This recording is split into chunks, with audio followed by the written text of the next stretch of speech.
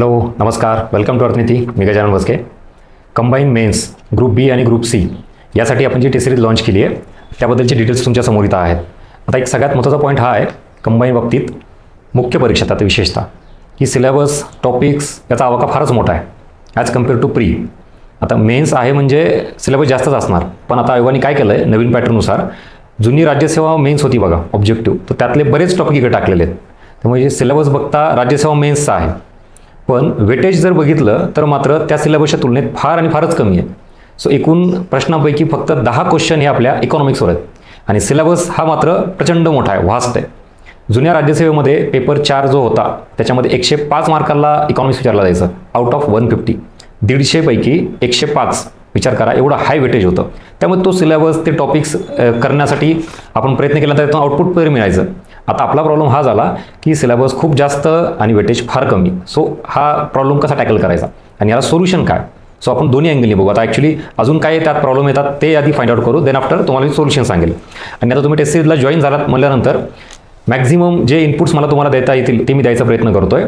अजून एक प्रॉब्लेम असा आहे मुलांना की उरलेला काळ कमी आहे, रिझल्ट लागलेला आहे, इतरही सब्जेक्ट आहेत, त्यातही मेन्स आहे म्हटल्यानंतर आता लँग्वेज आले इंग्लिश मराठी, जे की प्रीला फक्त GSच असतं. अशा सगळ्या एकंदरीत गोष्टी विचारात घेता टेस्ट सिरीजमधून मी जास्तीत जास्त तुम्हाला क्लॅरिटी इनपुट देण्याचा प्रयत्न करतो आहे. ह्याचा अर्थ असा नाही की तुम्ही कम्प्लिटली हातवर करायचे आणि फक्त ऐकत बसायचं. ऑब्व्हियसली प्रयत्न करावे लागतील आणि त्यातही मेन्सला आहेत म्हटल्यानंतर आता एकदम तोंडचा घासा आहे. प्रीला तरी ठीक आहे, प्री झाली की परत मेन्स असते, मेन्स झाली की डायरेक्ट पोस्ट आहे. त्यातही PSI वगैरे काही बाकीच्या पोस्ट सोडल्या, पुढे फिजिकल असतं, इंटरव्ह्यू असतं, पण बाकी बऱ्याच पोस्टला थेट काय तुम्हाला डायरेक्टली रिझल्ट झालं की पोस्टच आहे. त्यामुळं बी केअरफुल, एक ना एक गोष्ट सिरियसली घ्या, एफर्ट्स जास्त घ्या, जेणेकरून आयुष्यभराचा जो काही स्ट्रगल आहे तो जागेत थांबेल आणि अजून पुढे 1-2 वर्ष काही जे अपयश परत पचवायची गरज राहणार नाही. So let's start. Combine mains group B आणि सी. आता गट ब आणि गट क दोन्हीसाठी आपला सिलेबस सेम आहे, त्यामुळे आपला पॅटर्न, आपल्या सगळ्या गोष्टी ज्या इनपुट्स आहेत त्या दोन्हीसाठी कॉमन असतील. त्यातही काही ग्रुप सीच्या विद्यार्थ्यांना कदाचित एक असा बराच गैरसमज असतो, सर ग्रुप सी आहे म्हटल्यानंतर मग आम्हाला हे वेगळं करायची गरज आहे का? मी आयोगाच्या PYQ वरून सांगितलं की तुम्ही ग्रुप बी कराल, ग्रुप सी कराल, आपल्याला एक लेवल अशी गाठावी लागेल की त्याच्यात दोन्हीही एक्झाम कव्हर होतील. कारण कधी कुठल्या वर्षी ग्रुप बीचा पेपर टफ टाकलेला आहे, जे की ॲज युअल त्याची लेवल असतेच ग्रुप बीची, पण कधी असं झालं की ग्रुप सीची लेवल जास्त आहे. लक्षात घ्या, ग्रुप बीला पेपर इझी टाकला आणि ग्रुप सीला जास्त टाकला टफ. आता काय करणार?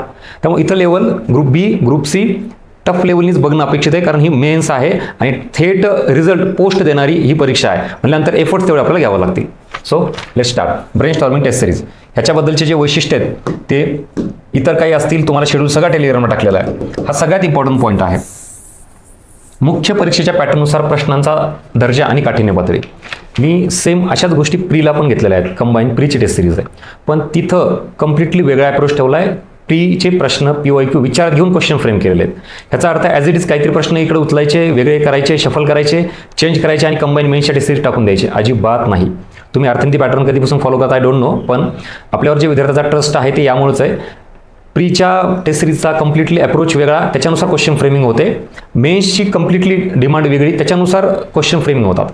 जर सगळं सारखं असलं असतं तर प्रीच्याच अभ्यासावर मेन्स का निघत नाही, किंवा इव्हन मेन्सचा अभ्यास असूनही कधी कधी प्री निघत नाही आहे. अशी किती उदाहरण दाखवतो तुम्हाला मी, की ज्यांनी 4-4, 5-5 नाही 8-8 मेन्स दिलेला आहेत, खूप चांगला अभ्यास आहे, पण कधी कधी प्री फेल झालेले आहेत का असं? आणि मान्य आहे का तुम्हाला? म्हणजे याचा अर्थ काय? काही गोष्टी सारख्या असणारच आहेत प्री आणि मेन्सचा, पण काही त्यात वेगळं पण असणार आहे आणि ते वेगळे पण आपल्याला इथं फाइंड आउट करायचं आहे की मेन्सला रिक्वायरमेंट काय आहे, मेन्सची डेप्थ जास्त असते म्हणजे नेमकं काय असतं हे तुम्हाला या टेस्ट सिरीजमधून नक्की मिळेल. ओके चलो. सो मुख्य परीक्षेच्या पॅटर्ननुसार प्रश्नांचा दर्जा आणि काठिण्य म्हणजे उगाच टाकलं नाही, आय विल प्रूव्ह यू की असं का, त्यात काय येतं बघा. काही गोष्टी मी तुमच्यासाठी लिहून आलेल्या आहेत. पहिल्यांदा हे लेक्चर आपले डायरेक्टली मेन्सचे जे क्वेश्चन असतात त्याचं डिस्कशन न होता आधी मी प्रत्येक टेस्ट सिरीजला तुम्हाला आयोगाचा दर्जा, आयोगाची लेवल ही PYQ मार्फत सांगत असतो, जेणेकरून तुम्हाला लक्षात येईल की आपले प्रश्न आपण कसे फ्रेम केलेले आहेत. इथं मेन्स आहे, त्यातही इकॉनॉमिक्स हा सब्जेक्ट आहे आणि याच्या बाबतीतले काही प्रॉब्लेम्स आहेत, आधी ते डिस्कस करू. पहिला प्रॉब्लेम आहे प्रचंड व्हास्ट सिलेबस, खूप जास्त टॉपिक्स आहेत मेन्सला तुम्हाला, ठीक आहे. दुसरा ह्याच्यात प्रॉब्लेम येतो, एवढे टॉपिक एवढा सिलेबस मेन्स आहे म्हटल्यानंतर ऑब्वियसली रेफरन्स म्हणजे किंवा बुक्स किंवा नोट्स काही कंटेंट हे पण जास्त झाले. हे पण खूप जास्त आहे म्हणल्यानंतर इकडंही तुम्हाला जास्त वाचावं लागेल.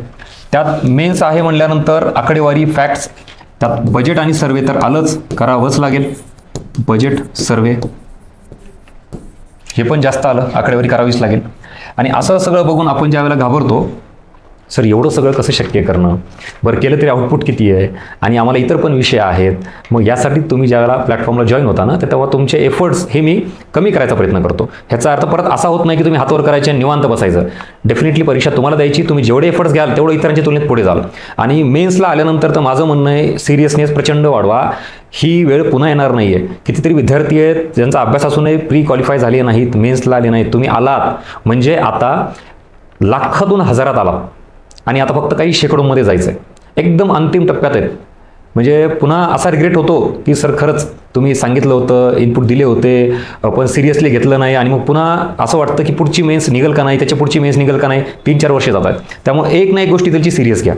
आता ह्या सगळ्याच्या ह्या आवाक्याला बघून आपण जे काही घाबरतो ना, हे न घाबरता ह्याच्यामध्ये एक सोल्युशन असं आहे, जे इथं मी म्हणलं ना एवढं सगळं करायचं आहे का, त्याचं उत्तर देतो. या इकडं हा सगळा पार्ट सिलेबसचा ह्याचा त्याचा बघितल्यानंतर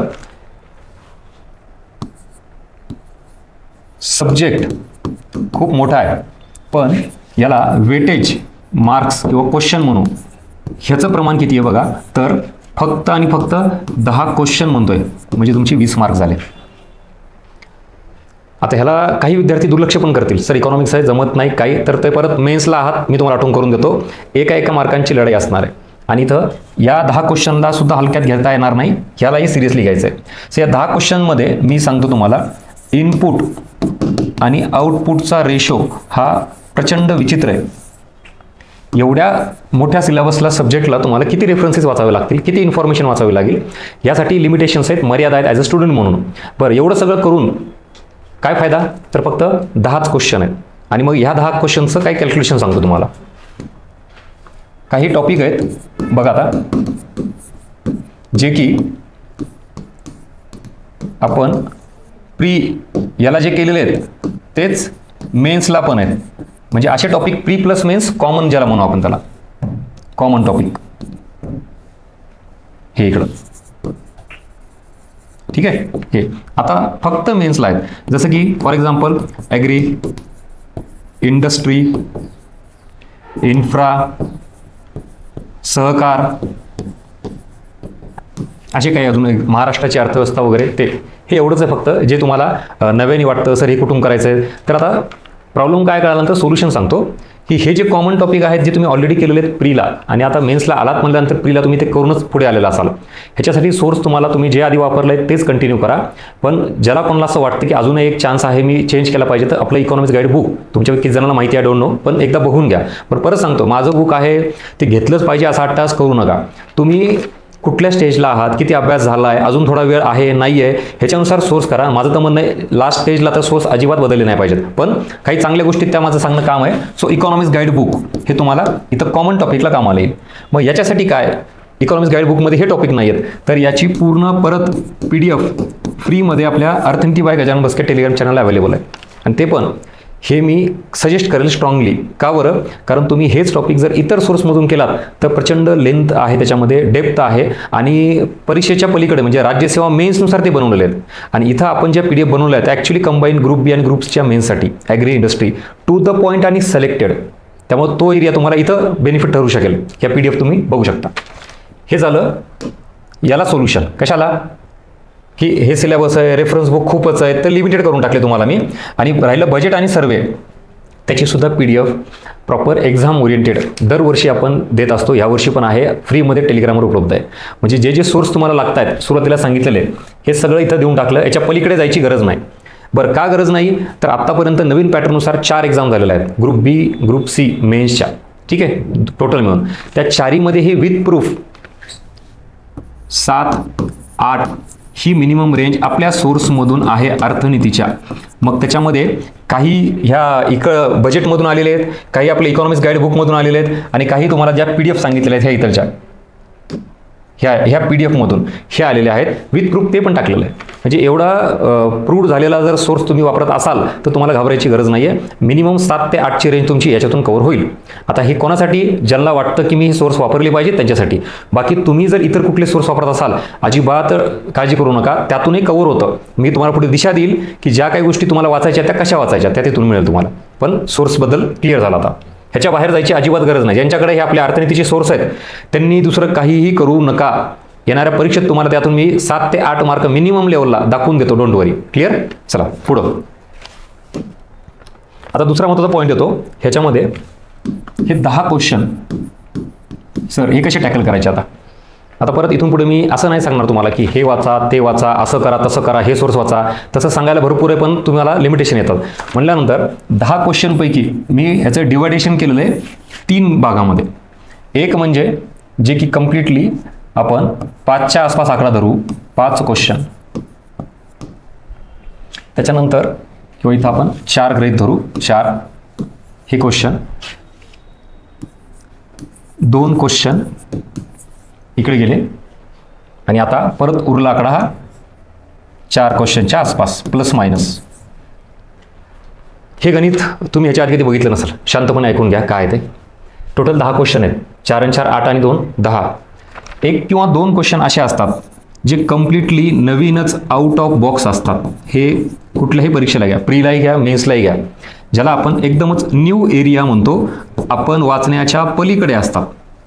मग ते रेफरन्स बुकमधून येतात किंवा अजून डिटेल सर्वेचे जे काही डॉक्युमेंट असतात ओरिजिनल तिथून येतात किंवा अजून कुठल्या रिपोर्ट्समधून येतात, अहवाल जे जाहीर होतात, मग ते नॅशनल लेवलचे असू द्या किंवा इंटरनॅशनल लेवलचे असू द्या. एवढे सोर्सेस आपल्याला वाचावे लागतील ह्या 1 किंवा 2 प्रश्नांसाठी. इथं 2 म्हणजे 2च नाही, प्लस और मायनस असं गृहीत धरायचं. कधी कधी एकच असतो, कधी 2 आणि कधी वर्ड सिच्युएशनला 3 प्रश्न असे असतात आपण एरिया जो वाचलेला नाही त्याच्यात बाहेर आलेले प्रश्न आहेत. क्लिअर. मुळात ह्याच्यावर रिझल्ट ठरतच नाही. आणि विद्यार्थी म्हणून आपण काय करतो, मेन्सला आलो म्हणजे असा काहीतरी विचित्र प्रकार वाचला म्हणजे मेन्सचा फील येतो बऱ्याच विद्यार्थ्यांना. काहीतरी YCME वाचायचं, अजून कुठली तरी विचित्र आकडेवारी करायची. हे असतं विचारू द्या आयोगाला. 2 नाही 3 वर्षापूर्वी आकडेवारी विचारते किंवा एकदम अशी किचकट असते की जी फारच मायक्रो लेवलला असते. मग ते करायचं आहे का म्हणून पहिल्यांदा आता पहिला लेसन घ्या याच्यामधला डूज अँड डोंट्स तुम्हाला माहिती पाहिजे. काय करायचं आणि काय नाही करायचं त्यात हे प्रायोरिटी सेट करता आली पाहिजे. म्हणजेच पहिला धडा तुम्हाला काय मिळाला आपल्या ह्या डिस्कशनमधून की हा एरिया आहे ह्याला लास्ट प्रायोरिटी द्यायची. मी म्हणत नाही स्किप करा, वाचा, पण कधी जेव्हा आपल्याला असं वाटतं की सर माझा मेन सिलेबस कोर पार्ट सगळा झाला आहे रिव्हिजन सहित, आणि मग डेफिनेटली इकडे या ना व्हॅल्यू ॲडिशनसाठी. ह्याला व्हॅल्यू ॲडिशन एरिया म्हणा. न्यू एकदम नव्याने तुम्हाला ॲड करायचं, तुमच्यामध्ये अजून व्हॅल्यू ॲड करायची ती इकडं, पण त्याला अट काय, जेव्हा हे इकडचं झालं पाहिजे. चला 1-2 प्रश्नाबद्दल तुम्हाला इकडे एरिया क्लिअर झाला. आता या इकडं, ह्याच्याकडे नंतर येतो मी. 4 ते 5 प्रश्न लक्षात घ्या. 10 पैकी किती, 4 ते 5 प्रश्न म्हणजे जवळपास 50% एरिया म्हणतो मी, नियर अबाउट. हे कम्प्लिटली तुमचे प्रिलिम बेस्ड क्वेश्चन असतात. ज्याच्या मला भीती होती ना आता, सर इकॉनॉमिक्सचं फार टेन्शन आलं मला, जर 10 क्वेश्चन मला त्यातला 1 ना 1 प्रश्न आला पाहिजे, 8पर्यंत किमान आलो पाहिजे, त्याचं अर्ध ओझं इथं हलकं करतो मी. तुम्ही आजही जर मेन्स दिली, आज म्हणतो मी, इकोचे 4 ते 5 प्रश्न डेफिनेटली सॉल्व्ह करणार तुम्ही. म्हणजे 50% भीती तुम्ही जागेवर थांबवा, कमी करा तुमची. ज्याला असं वाटतं सर मला मेन्स काढायचे, यावेळेस पोस्टच काढायचे आणि इकोचे पण मार्क घ्यायचे आहेत, घेतले तू 4 ते 5. का बरं? कारण तुम्ही प्री पास झालात, प्रीचा अभ्यास केला आणि मेन्सला आलात, म्हणून तुम्हाला तेवढे प्रश्न तर यायलाच पाहिजे, कारण ते फार बेसिक, सिम्पल, इझी कॅटेगरीमध्ये असतात. I will prove you. आता पुढे POQ घ्यायचं आपल्याला. हे असं नाही की जनरल हवेत गप्पा मारत नाही मी कधीच, तुम्हाला पुढे POQ दाखवतो मी. लिटरली 4 ते 5 प्रश्न, ह्याच्याबद्दलची भीतीच बाळगायला नाही पाहिजेत. ह्याचा अर्थ परत कॅज्युअल राहायचं नाही, नीट जे आहे ते वाचत ठेवायचं. अभ्यास सोडून द्या असं म्हणतच नाही मी, पण तुम्हाला ॲक्च्युअली जी भीती निर्माण झाली होती म्हणजे बिना कामाची भीती ठेवू नका इकॉनॉमिक्सबाबत. 4 ते 5 प्रश्न गेले. 1-2 प्रश्न तर असंही तुम्ही ह्याच्यासाठी फारच जास्त एफर्ट्स घ्यावं लागतील, ते लास्टला ठेवायचे. मग आता उरती अजून एक कॅटेगरी, ती म्हणजे आता असे काही प्रश्न असतात जे ॲक्च्युअली खरीच तुमची मेन्सची लेवल चेक केली जाते आणि त्याचा एरिया किती असतो. हे कधी 3 प्रश्न तसे असतात, कधी 4 आणि कधी 5 प्रश्न, पण त्याची range he near about plus or minus. इथं पण 1-2 प्लस मायनस, इथं पण 1-2 प्लस मायनस, जे काय असेल ते रेंज आपण ॲव्हरेजली विचारात घेतो. सो ही आहे तुमची मेन्सची लेवल. आता तुम्हाला काम कुठं करायचं बघा. जो प्रीचा एरिया आहे तो रिवाईज करणारच ना तुम्ही. म्हणजे जे काही कॉमन टॉपिक आहेत प्रीचा, म्हणजे आता प्रीचे टॉपिक नका करत बसू, जे टॉपिक प्री प्लस मेन्सचे कॉमन आहेत विचारले गेलेले आहेत, जसे की सार्वजनिक वित्त आहे त्याच्यावर प्रश्न असतो तुम्हाला, बँकिंग RBIच्या याच्यावर प्रश्न असतो, म्हणजेच मौद्रिक धोरण जे प्रीलाही बघितलं आपण मेन्सलाही बघितलं, टॅक्सेशनवर काही प्रश्न असतात, मग काही इन्फ्लेशन ज्याला आपण महागाई म्हणतो मग प्रीला केलेलीच आहे ना. असे टॉपिक जे आहेत ते रिवाईज करायचं आहे, नो इश्यू. पण आता तुम्हाला ह्या इथं सर हे प्रश्न मला कसे बरोबर आणायचे आहेत ह्याच्यासाठी तुम्ही म्हणत असाल सर मला सोर्स सांगा, तर सोर्स वाढवणं, इन्फॉर्मेशन वाढवणं म्हणजे मार्क वाढवणं नाही, तर इथं पॉईंट लिहून घ्या. ह्या याच्यात तुम्हाला जर मार्क घ्यायचे असतील तर काय करायचं माहिती, डेव्हलप युअर थॉट प्रोसेस, दुसरं तिसरं काही नाही. परत I will prove you with PYQ. मेन्सला आल्यानंतर ना हा एरिया कव्हर करण्यासाठी तुम्ही खूप जास्त वाचन करणे, खूपच रेफरन्सेस वाचणे म्हणजे मार्क वाढणे नाही. तर ॲक्च्युअली PYQ करून मला असं लक्षात येतं, मेन्सला गेल्यानंतर आयोग तुम्हाला काय करतं, तुमची ॲनालिटिकल स्किल चेक करतं, तुमची थॉट प्रोसेस चेक करतं, त्यातही त्या स्पीडमध्ये ऑन दी स्पॉट तुम्हाला एखादा टॉपिक दुसऱ्या टॉपिकसोबत जर लिंक केला तर तुम्ही कशा पद्धतीने डील करता. तुम्हाला काही कीवर्ड्स सांगतो ह्या एरियामध्ये. इथं जर तुम्हाला काय करायचं असेल तर ह्या मेन्सबाबतचे कीवर्ड लिहून घ्या. ती थॉट प्रोसेस डेव्हलप करणे म्हणजे काय, तर मेन्सला काय काय अपेक्षित आहे बघा, क्लिअर कट. पहिला पॉईंट येतो, डेफिनेशन तर माहितीच पाहिजे, एक्झॅक्टली एखादी कन्सेप्ट नेमकी काय आहे, कन्सेप्च्युअल क्लॅरिटी ही मेन्सला अधिक चांगली पाहिजे ॲज कम्पेअर टू प्री. हा एक पहिला पॉईंट. सेकंड, ज्याला आपण उद्दिष्ट ऑब्जेक्टिव्ह म्हणतो किंवा वैशिष्ट्य फीचर्स म्हणतो, फीचर्स हा एक पॉईंट. उद्दिष्ट, हेतू, वैशिष्ट्य जाणीवपूर्वक कीवर्ड लिहून घ्या आणि मग अभ्यासामध्ये तुम्हाला कामाला येतील की हे आयोगाने कसे विचारलेले. हा एक पॉईंट झाला. त्याच्यानंतर याच्याच पुढं ज्याला आपण इम्पॉर्टन्स म्हणतो, महत्त्व किंवा भूमिका. उदाहरणार्थ आता याच्यात तुम्हाला उद्योग टॉपिक आहे, सो उद्योगाचं काय महत्त्व आहे रिगार्डिंग इंडियन इकॉनॉमी. आपल्याला भारतीय अर्थव्यवस्था सिलेबसला आहे ना, ग्रोथ, डेव्हलपमेंट हे आहे सगळं. मग त्यात उद्योग क्षेत्राचं काय महत्त्व आहे, कृषी क्षेत्राचं काय महत्त्व आहे, त्यातही कृषी क्षेत्रामध्ये संलग्न क्षेत्र, मग त्याची काय भूमिका आहे, त्याचं काय महत्त्व आहे रोजगार निर्मितीमध्ये, राष्ट्रीय उत्पन्नामध्ये, दारिद्र्य निर्मूलनामध्ये, इतर काही गोष्टी असेल.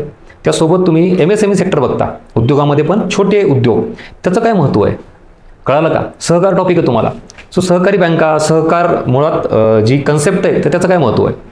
बरं, तुम्हाला बऱ्याच गोष्टी पंचवार्षिक योजनेबद्दल, आर्थिक नियोजनाबद्दल विचारलेल्या आहेत. सो प्लॅनिंग, मग त्या प्लॅनिंगचं उद्दिष्ट काय, ऑब्जेक्टिव्ह काय. नाबार्ड ही संस्था आहे, का बरं स्थापन केली, तिचं काय उद्दिष्ट आहे, कळतंय मला काय म्हणायचं ते. आता तुम्ही प्रीला कुठल्या माइंडसेटमध्ये होते आणि आता मेन्सला तुम्हाला कुठल्या माइंडसेटमध्ये जायचं आहे, तर ज्या गोष्टी आधी केलेल्या आहेत त्याचं फक्त काय करायचं, थोडं आगापिछा, ज्याला आपण बॅकग्राऊंड, बेस, ऑब्जेक्टिव्ह, हेतू, उद्दिष्ट म्हणतो, ह्याच्यावर थोडा विचार करा. आणि हीच थॉट प्रोसेस एकदा डेव्हलप झाली की तुम्ही त्या अँगलनी बघायला शिकता आता त्या कंटेंटकडं. म्हणजे मी तुम्हाला आता सोल्युशनकडे नेतोय. मेन्सला आहात म्हणजे फार जास्त वाचलं पाहिजे असं नका करू. आहे तोच डेटा, आहे तोच कंटेंट, सगळा सोर्स तोच ठेवा. वाचण्याचा दृष्टिकोन बदला, बघण्याचा दृष्टिकोन बदला त्याच्याकडे. तीच सगळी गोष्ट आहे, पण कधी आणि का स्थापन झाली त्याच्यामागे काय उद्देश आहे. जसं की परत बँकांचं राष्ट्रीयकरण, नॅशनलायझेशन. सो काय हेतू काय होता सरकारचा, का बरं उगाच वाटलं सरकारला निर्णय घेतला, घ्या 14 बँका ताब्यात, घ्या 6 बँका ताब्यात, करा राष्ट्रीयकरण त्याचं, असं काय आहे का, नाही आहे. सो म्हणजेच परत उद्दिष्ट, हेतू किंवा एखाद्या गोष्टीचे वैशिष्ट्य काय आहेत आणि महत्त्व, भूमिका काय त्या गोष्टींचं. पुढं नेक्स्ट, आता याच्या पलीकडे कारणे. क्लिअर कट मेन्सला कुठल्याही गोष्टी बाबतीत तुम्हाला विचारलं जातं. मग राष्ट्रीय उत्पन्न टॉपिक केला प्रीला, सगळं माहिती. पण आता मला सांगा, तुम्हाला जर प्रश्न आला भारताच्या राष्ट्रीय उत्पन्नाबाबत, भारताचं राष्ट्रीय उत्पन्न as compare to other country विकसित आपण बघितलं 4थ्या क्रमांकाला वगैरे आहेत, मान्य आहे. पण आपली एकूण लोकसंख्या बघता, एकूण पूर्ण अर्थव्यवस्थेचा आकारमान बघता अजून राष्ट्रीय उत्पन्न जास्त पाहिजे. मग ते कमी असण्याचं काय कारण आहे, किंवा मोजमापामधील काय अडचणी आहेत. मग अडचणी, समस्या, ह्याही गोष्टी येतील तुम्हाला. अडचणी, समस्या, कीवर्ड लिहून घ्या. हे सगळं कमी असण्यामागचं काय कारण आहे. किंवा परत भारतामध्ये उद्योग क्षेत्र, उद्योग टॉपिक आहे तुम्हाला, त्यातही विशेषतः MSME. मग MSMEची ग्रोथ कमी असण्याचं काय कारण आहे, किंवा भारतात ग्रोथ तर होतीये पण इन्क्लुझिव्ह ग्रोथ नाही आहे, काय कारण आहे. म्हणजे सगळं ज्या वेळेला आपण बघतो ना तर त्याच्यामागे काहीतरी रिझन असतं. मग इथं स्पेसिफिकली तुम्हाला मेन्सला फोकस केलेला आहे.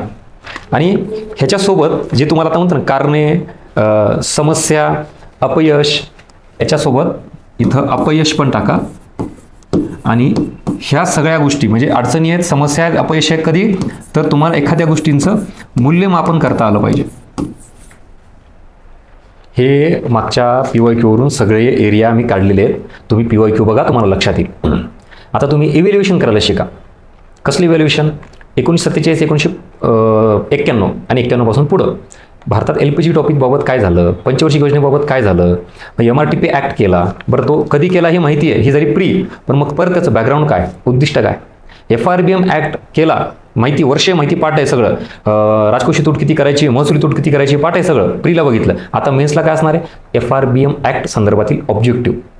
आणि मग परत अजून त्याचे काय इम्पॅक्ट विचारले जातील. FRBM ॲक्ट जर केला तर मग पुढीलपैकी कुठल्या गोष्टी सरकारच्या नियंत्रणात येतील, हे तुम्हाला सांगणे म्हणजे थॉट प्रोसेस डेव्हलप करणे.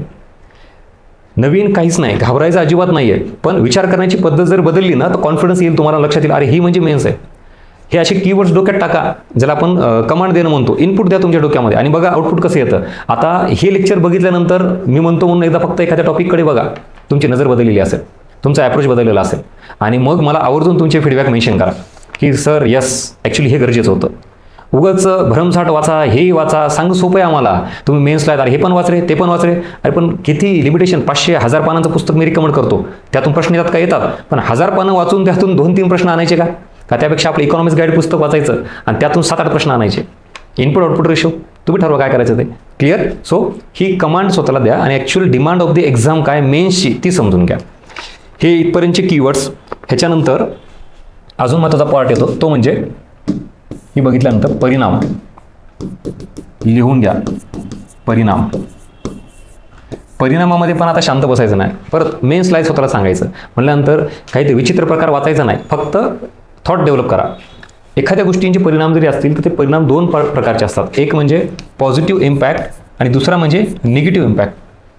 आता तुम्ही कुठल्या गोष्टी विचार करताना, जसं की आपण 1991चं वित्तीय संकट म्हणतो. सो त्याच्यामध्ये LPG रिफॉर्म्स केले, लिबरलायझेशन, प्रायव्हेटायझेशन, ग्लोबलायझेशन. याचे परिणाम झालेच आहेत ना, पण चांगले भरपूर आपण बघितलं, पण ॲट द निगेटिव्ह परिणाम पण आहेत ना. मग ते अँगल, तो अप्रोच विचारात आपल्याला ते सांगता आला पाहिजे. पण आपल्याला असं वाटतं नाही अरे LPG रिफॉर्म चांगले ना, सगळं चांगलं घडलं, इन्व्हेस्टमेंट आली, फॉरेन इन्व्हेस्टमेंट आली, प्रायव्हेट इन्व्हेस्टमेंट आपली देशांतर्गत ती वाढली, औद्योगिकरण वाढलं, रोजगार निर्मिती, GDP वगैरे सगळं पॉझिटिव्ह आहे. पण मग निगेटिव्ह काय? मग त्याचा विचार केलेला नसतो. मग एक ती बाजू सांगतोय तुम्हाला की आता इथून पुढे करताना कुठलीही गोष्ट असू द्या, त्याच्यात निगेटिव्ह काय, कॉम्पिटिशन निर्माण झालं, आपल्या छोट्या उद्योगांना प्रॉब्लेम झाला, त्यातही छोट्या शेतकऱ्यांना याच्यातून काही जास्त फायदा झाला नाही. बरं, जी काही इन्व्हेस्टमेंट आली, तुम्ही विचार केला का कधी LPG टॉपिकबद्दल?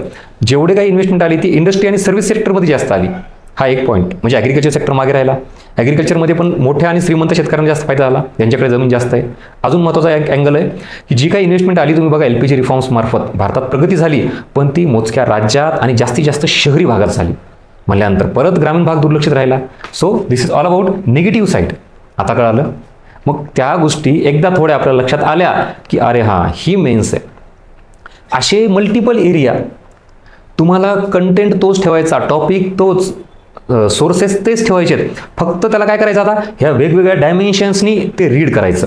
म्हणजे बरोबर त्यातून काही गोष्टी बाहेर येतात, जी की मेन्सची डिमांड आहे तुम्हाला एक्झामसाठीची. That's it. हा झाला इथपर्यंतचा, कुठला, परिणामपर्यंतचा. हा सगळा एरिया कळाला का? आणि कळाला असेल तर आवर्जून फीडबॅक मेन्शन करा, लाईक आणि शेअर नक्की करा. आपलं यूट्यूब चॅनलही सबस्क्राईब करून ठेवा. टेलिग्राम चॅनलला तुम्ही जॉईन नसाल तर Arthaniti by Gajanan Baske telegram channel search करा, जॉईन करा.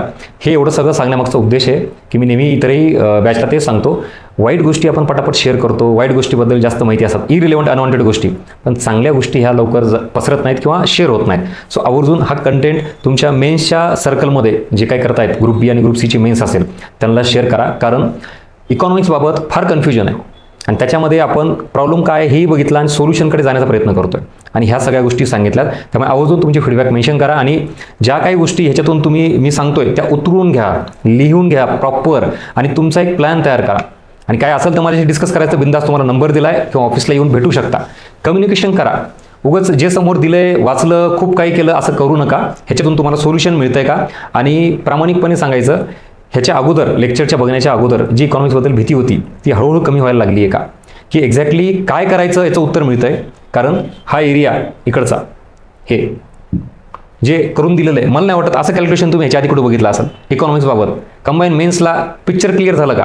1 ते 2 प्रश्न आउट ऑफ सोर्स असतात, ह्याला नंतर बघायचं, ह्याला मी स्किप करा म्हणत नाहीये. पण जर तुम्ही बघितला तर 4 ते 5 प्रश्न लिटरली प्री बेसिसवर आहे. मी सांगतो तुम्ही आजही जा एक्झाम किंवा मागचे कुठले प्रश्न बघा, 4 ते 5चा काहीच इश्यू नाही आहे. मग ही पॉझिटिव्ह गोष्ट आहे ना.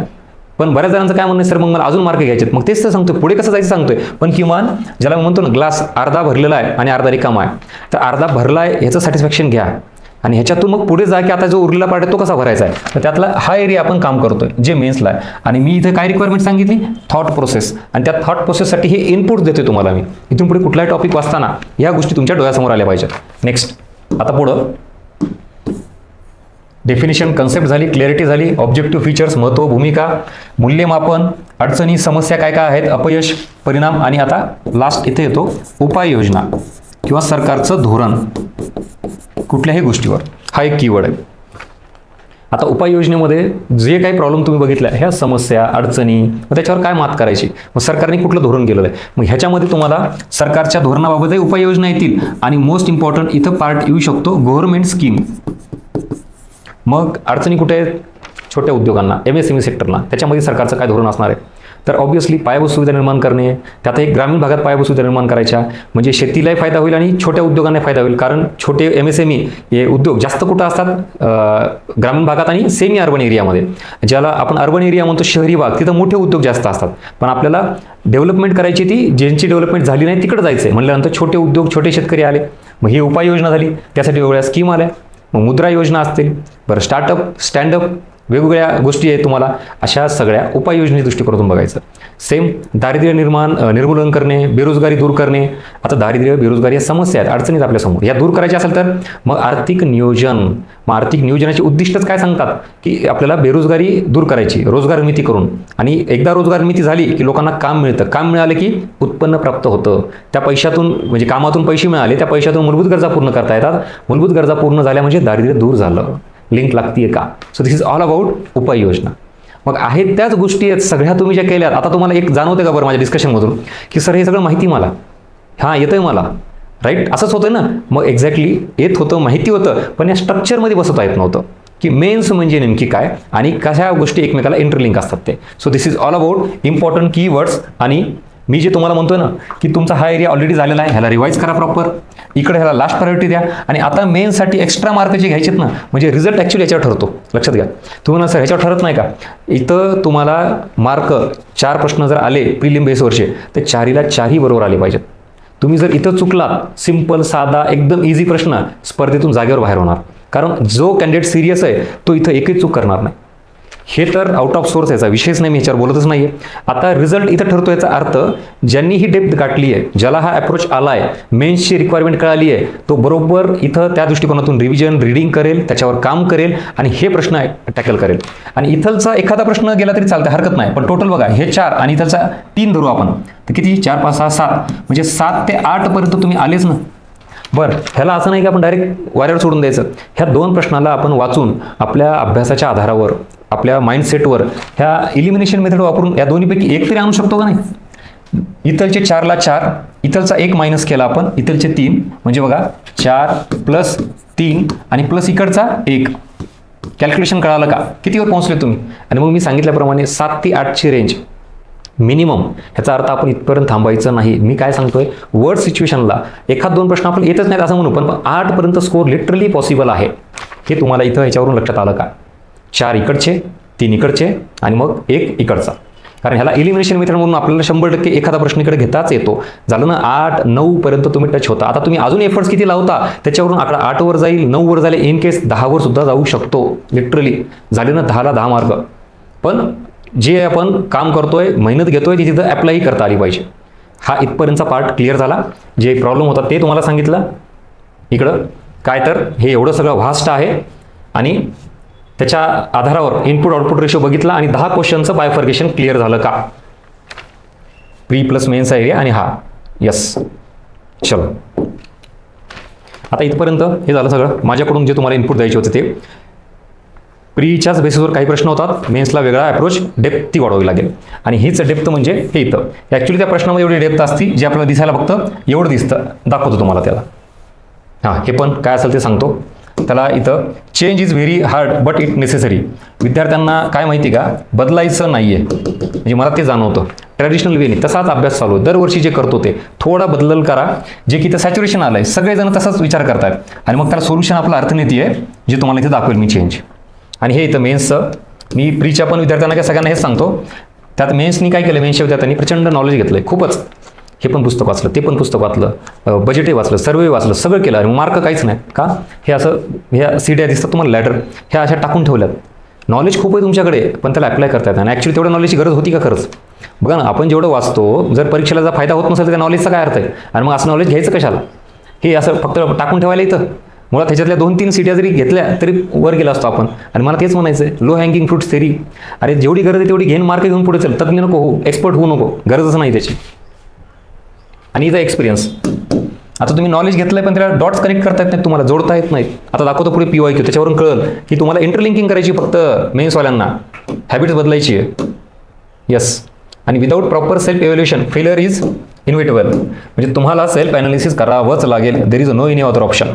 या इकडं आता जनरल पार्ट बोलल्यानंतर सर तुम्ही जे म्हणता सगळं त्याला बेस काय, तर बेस दाखवतो आता विथ PYQ. या काय प्रश्न आहे सगळे, आता हे मेन्सचे प्रश्न तुमचे, ठीक आहे, ग्रुप बी आणि ग्रुप सीचे. आर्थिक सुधारणानंतर, आर्थिक सुधारणा संदर्भातील मूल्यमापनात खालीलपैकी कोणते मुद्दे सुधारणांचे अपयश दर्शवतात.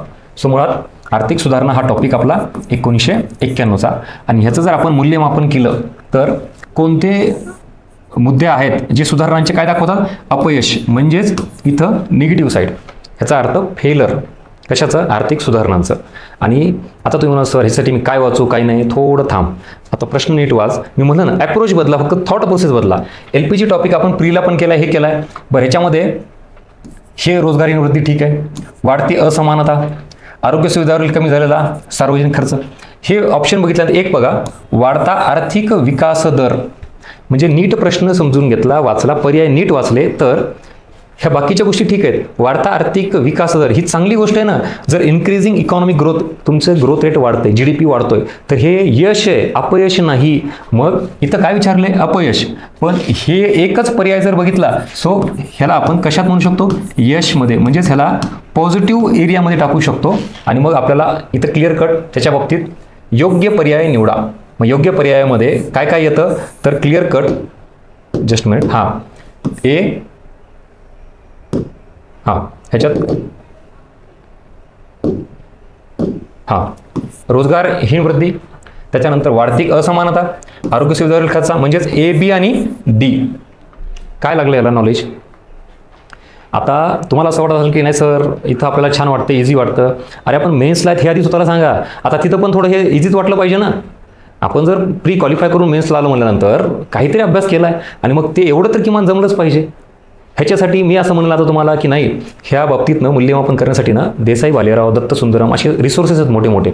मी तर म्हणतो YCMU पण वाचा, त्यातून अजून तुम्हाला फार चांगले मूल्यमापन करून अपयशाचे पॉईंट मिळतील. मुळात तेवढं करायची गरज आहे का.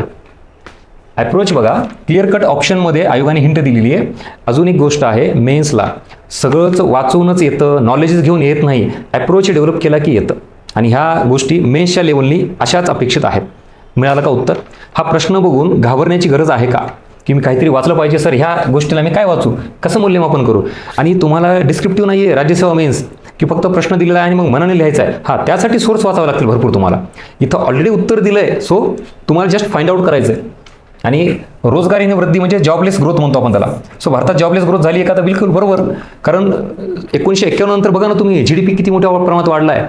सो ग्रोथ झाली आहे का, झाली आहे, पण जॉब क्रिएट झाले का, झाले नाही. म्हटल्यानंतर LPG रिफॉर्म्स नंतर GDP वाढला, गुंतवणूक वाढली, औद्योगिकरण वाढलं, हे यश आहे.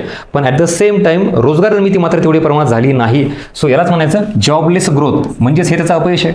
आणि वाढती असमानता आपण आता डिस्कस केलं ना रे, म्हणजे मी तर टॉपिक शिकवला नाही काही नाही, पण आपल्या ह्या छोट्या डिस्कशनमधून तुम्हाला हा दुसरा ऑप्शन क्लिअर झाला का. आफ्टर LPG रिफॉर्म गुंतवणूक आली, शहरी भागात जास्त आली. गुंतवणूक आली, उद्योग आणि सेवा क्षेत्रात जास्त आली, म्हणजे ग्रामीण भाग दुर्लक्षित राहिला, शेती दुर्लक्षित राहिलेत, MSME सेक्टर दुर्लक्षित राहिलं. वाढती असमानता, श्रीमंत श्रीमंत होत गेला, गरीब गरीब होत गेला. आणि आरोग्य सुविधावरील कमी झालेला सार्वजनिक खर्च. ऑब्व्हियसली आता काही गोष्टींचं थोडं वाचन पाहिजे, अजून थोडंफार डीप नॉलेज पाहिजे. सगळ्याच गोष्टी लॉजिकनं आणि आधीच्या बेसिसवर नाही होत, अभ्यासही पाहिजेच, अंडरस्टँडिंग पाहिजे. हा प्रश्न बघितल्यानंतर आता मेन्सला काय अपेक्षित आहे, तर तुम्ही ज्या वाचलेल्या गोष्टी आहेत त्या व्यवस्थित लिंक करा आणि ह्याला घाबरून न जाता इथल्या इथंच पटापट गोष्टी ज्या वाचलेल्या आहेत त्या अप्लाय करायला शिका. हा झाला एक प्रश्न. दुसरा या इकडं अजून ह्याच्यामध्ये काय, नीती आयोग पुरस्कृत स्पर्धात्मक संघराज्य, ज्याला आपण कॉम्पिटिटिव्ह फेडरलिझम म्हणतो. बरं, नीती आयोग आहे, ह्याला थोडा पॉलिटीचा पण बेस आहे बरं का, आता पॉलिटी सब्जेक्टचा. आता नीती आयोगामार्फत काय केलं जातं, जो मुळात आधी नियोजन आयोग होता, ज्याला आपण पंचवार्षिक योजना तयार करणारा आयोग म्हणतो. म्हणजेच आर्थिक नियोजन आलं, प्लॅनिंग आलं. ती प्लॅनिंग कशाची होती, growth and डेव्हलपमेंटची. So NITI Aayog पण तेच करेल, थिंक टँक आहे. म्हणजे सरकारला इनपुट देईल किंवा धोरण तयार करायला मदत कशी करेल, ग्रोथ अँड डेव्हलपमेंटसाठीच. म्हणजे दोघांचा बेस तोच आहे, फक्त 5-5 वर्षाच्या पंचवार्षिक योजना हा राबवणार नाही आहे. पण इथं मात्र कॉम्पिटिटिव्ह फेडरलिझम हा प्रकार असा आहे, ज्याला आपण कोऑपरेटिव्ह फेडरलिझमशी सुद्धा कनेक्ट करू शकतो. कोऑपरेटिव्ह आणि कॉम्पिटिटिव्ह मध्ये फरक आहे, राज्यांना सोबत घ्यायचं आहे आपल्याला. पण राज्यांसोबत एकत्र येऊन कोऑर्डिनेट करून प्लॅन ठरवून ग्रोथ अँड डेव्हलपमेंट करायची, that is called as cooperative federalism. इथं मात्र कोऑर्डिनेशन, एकत्र येणे हा प्रकार नाही आहे, तर उलट कॉम्पिटिशन निर्माण करणे राज्यामध्ये. Healthy competition, point to be noted. म्हणजे एकमेकांच्या राज्यांना कमी दाखवणे नाही, उलट हा चांगला आहे हे दाखवायचं, जेणेकरून की दुसऱ्याला उत्साह मिळेल. म्हणून तुम्ही बघा नीती आयोगामार्फत वेगवेगळे इंडेक्स आहेत. त्या इंडेक्समध्ये हेल्थ इंडेक्स आहे, मग रँकिंग दाखवतो की अरे हे टॉप राज्य आहेत हेल्थ इंडेक्समध्ये. मग ह्या टॉप राज्यांना उत्साह तर मिळतोच, दुसऱ्यांना असं वाटतं की पुढच्या वेळेस मी त्या रँकिंगमध्ये येतो, तो हेल्थसाठी इन्फ्रास्ट्रक्चरसाठी प्रयत्न करतो. एज्युकेशनचे बाबतीत काही नीती आयोगामार्फत इंडेक्स येतात, त्यातही रँकिंग जाहीर केली जाते. फिजिकल डिसिप्लिन बाबतीत की कुठलं राज्य हे जास्त चांगल्या पद्धतीनं कर गोळा करतं, तूट कमी ठेवतं, कर्जाचं प्रमाण कमी करतं, लावून टाक रँकिंग टाकली की जे टॉपला आहेत त्यांना उत्साह वाढतो आणि जे खाली आहेत त्यांना असं वाटतं की आता पुढच्या वर्षी आपण प्रयत्न करू. ह्याचा अर्थ काय, हेल्दी कॉम्पिटिशन क्रिएट करून डेव्हलप ग्रोथ करणे आणि सगळ्यांना अजून जास्त त्याच्यामध्ये मेहनत करायला भाग पाडणे. So this is called as competitive federalism. आणि मग ह्याच्यातून आता ही जर कन्सेप्ट नीट कळली असती, राज्यामध्ये निरोगी स्पर्धा निर्माण होण्यासाठी राज्यांची क्रमवारी ठरवणे, राज्यांचा शालेय म्हणजे एज्युकेशन, आरोग्य निर्देशांक, निर्यातीसाठी पण हे करणे क्लिअर कट आहेत. आणि हा मात्र याच्यात अजिबात लागू होत नाही, एवढं तरी आपल्याला माहिती पाहिजे. आणि मग तोच इथे विचारला की कुठला समावेश होत नाही. So your option is D. आता विषय हा येतो की आपण काहीतरी नॉलेज घेतलंही पाहिजे किंवा आपण कन्सेप्च्युअल क्लॅरिटीवर किती महत्त्व दिलं पाहिजे, ती एकदा कळाली की उत्तर देता येतं. ह्याच्यातून वेगळं काही नाही इन्फॉर्मेशन. नेक्स्ट, लघु उद्योग. उद्योग टॉपिक आहे तुम्हाला, या इकडं बघा. काय लघु उद्योग भारतीय अर्थव्यवस्थेत खूप महत्त्वाची भूमिका निभावतात. काय कारण काय, कीवर्ड बघा जे आधी तुम्हाला मी सांगितलं ते. आणि मग लघु उद्योग आपल्या उद्योग टॉपिकमध्ये विशेषतः MSME जर विचार केला तर MSMEचं अस्तित्व कुठं असतं, ग्रामीण भागामध्ये किंवा सेमी अर्बन एरियामध्ये. कारण शहरात मोठे उद्योग असतात आणि जेवढं इथं लघु उद्योग भारतीय अर्थव्यवस्थेमध्ये आपण त्याला वाढवू, महत्त्वाची भूमिका आहे त्याची. काय कारण आहे, कारण त्या MSMEमध्ये रोजगार निर्मिती फार होते, त्याच्यामध्ये ग्रामीण भागाचा विकास जास्त होतो. ह्याच्यामधून पहिला पॉईंट तर क्लिअर येतोच, रोजगार निर्मिती जास्त होते. आता राष्ट्रीय उत्पन्नाचे समान वितरण, ह्याला तुम्हाला विचार करा, फक्त अंडरस्टँडिंग वाढवायची. समान वितरण राष्ट्रीय उत्पन्नाचं म्हणजे राष्ट्रीय उत्पन्न भारताचं जे आहे त्यात फक्त ज्याला म्हणतो मोठ्या उद्योगांचाच वाटा नको आहे, शहरांचाच वाटा नको आहे, तर आपल्याला काय पाहिजे, छोट्या उद्योगांचाही वाटा पाहिजे आणि ग्रामीण भागातही राष्ट्रीय उत्पन्नाचा वाटा पाहिजे. म्हणजे राष्ट्रीय उत्पन्नाचं समान वितरण जर करायचं असेल तर MSMEची भूमिका फार महत्त्वाची आहे. कारण ही ग्रामीण भागात रोजगार निर्मिती करते आणि ग्रामीण भागामध्ये जर MSME डेव्हलप झाली तर तिथं रोजगार वाढेल. रोजगार वाढला तर लोकांचं काय वाढेल, उत्पन्न वाढेल. मग ही कोणाचं उत्पन्न वाढलं, ग्रामीण भागातील लोकांचं. आणि मग शहरी भागातील लोकांचं आणि ग्रामीण भागाचं उत्पन्न जे असं होतं ते आता इक्वली यायला लागलं बिकॉज ऑफ MSME सेक्टर किंवा छोटे उद्योग, लघु उद्योग. आणि मग हा पॉईंट बरोबर आला का, आता राष्ट्रीय उत्पन्नाचे समान वितरण करण्याची भूमिका सुद्धा कोणाची आहे, लघु उद्योगांची. आणि इकडं कमी औद्योगिक विवाद म्हणजेच याचा अर्थ ॲज कम्पेअर टू मोठे उद्योग, ह्यांचं सगळं अस्तित्व छोटं, कॅपिटल छोटं किंवा त्याचा सगळा जो काही एकूण ओव्हरऑल स्ट्रक्चरचा पार्ट आहे तो त्यात फार जास्त कॉम्प्लिकेशन नसतात. त्यामुळे ते इझी टू हँडल किंवा production as compare to big industry. ही कंपॅरिझन परत तुम्हाला माहिती असलं पाहिजे, नाही तर फक्त MSMEला विचारा घेऊन हा पॉईंट लागू होणार नाही तुम्हाला. सो कमी औद्योगिक विवाद म्हणजे तेवढ्यापुरतं त्यांचं मर्यादित स्ट्रक्चर असतं. स्थानिक लेवलला त्यांचं हे असतं. मोठ्या उद्योगांचं प्रचंड मोठ्या प्रमाणात पूर्ण भारतभर, इतर राज्यांमध्ये, इतर शहरांमध्ये, त्यामुळे तिथं जास्त कॉम्प्लिकेशन असतात. So this is all about लघु उद्योग आणि त्याची भूमिका आणि त्याचं काय इम्पॉर्टन्स आहे, त्याचं काय कारण आहे. झाला का पॉईंट क्लिअर. इथं काय झालं, परत तोच मुद्दा आहे की ह्याच्यासाठी तुम्हाला काय करावं लागतं, तुमच्या म्हणण्याप्रमाणे या इकडं हां, ह्या कॅटेगरीमधले प्रश्न डिस्कस करतो. हां, बेसिक लेवलला तर गेलोच नाही मी अजून. सो ह्या कॅटेगरीमध्ये काय लक्षात आलं? Thought process.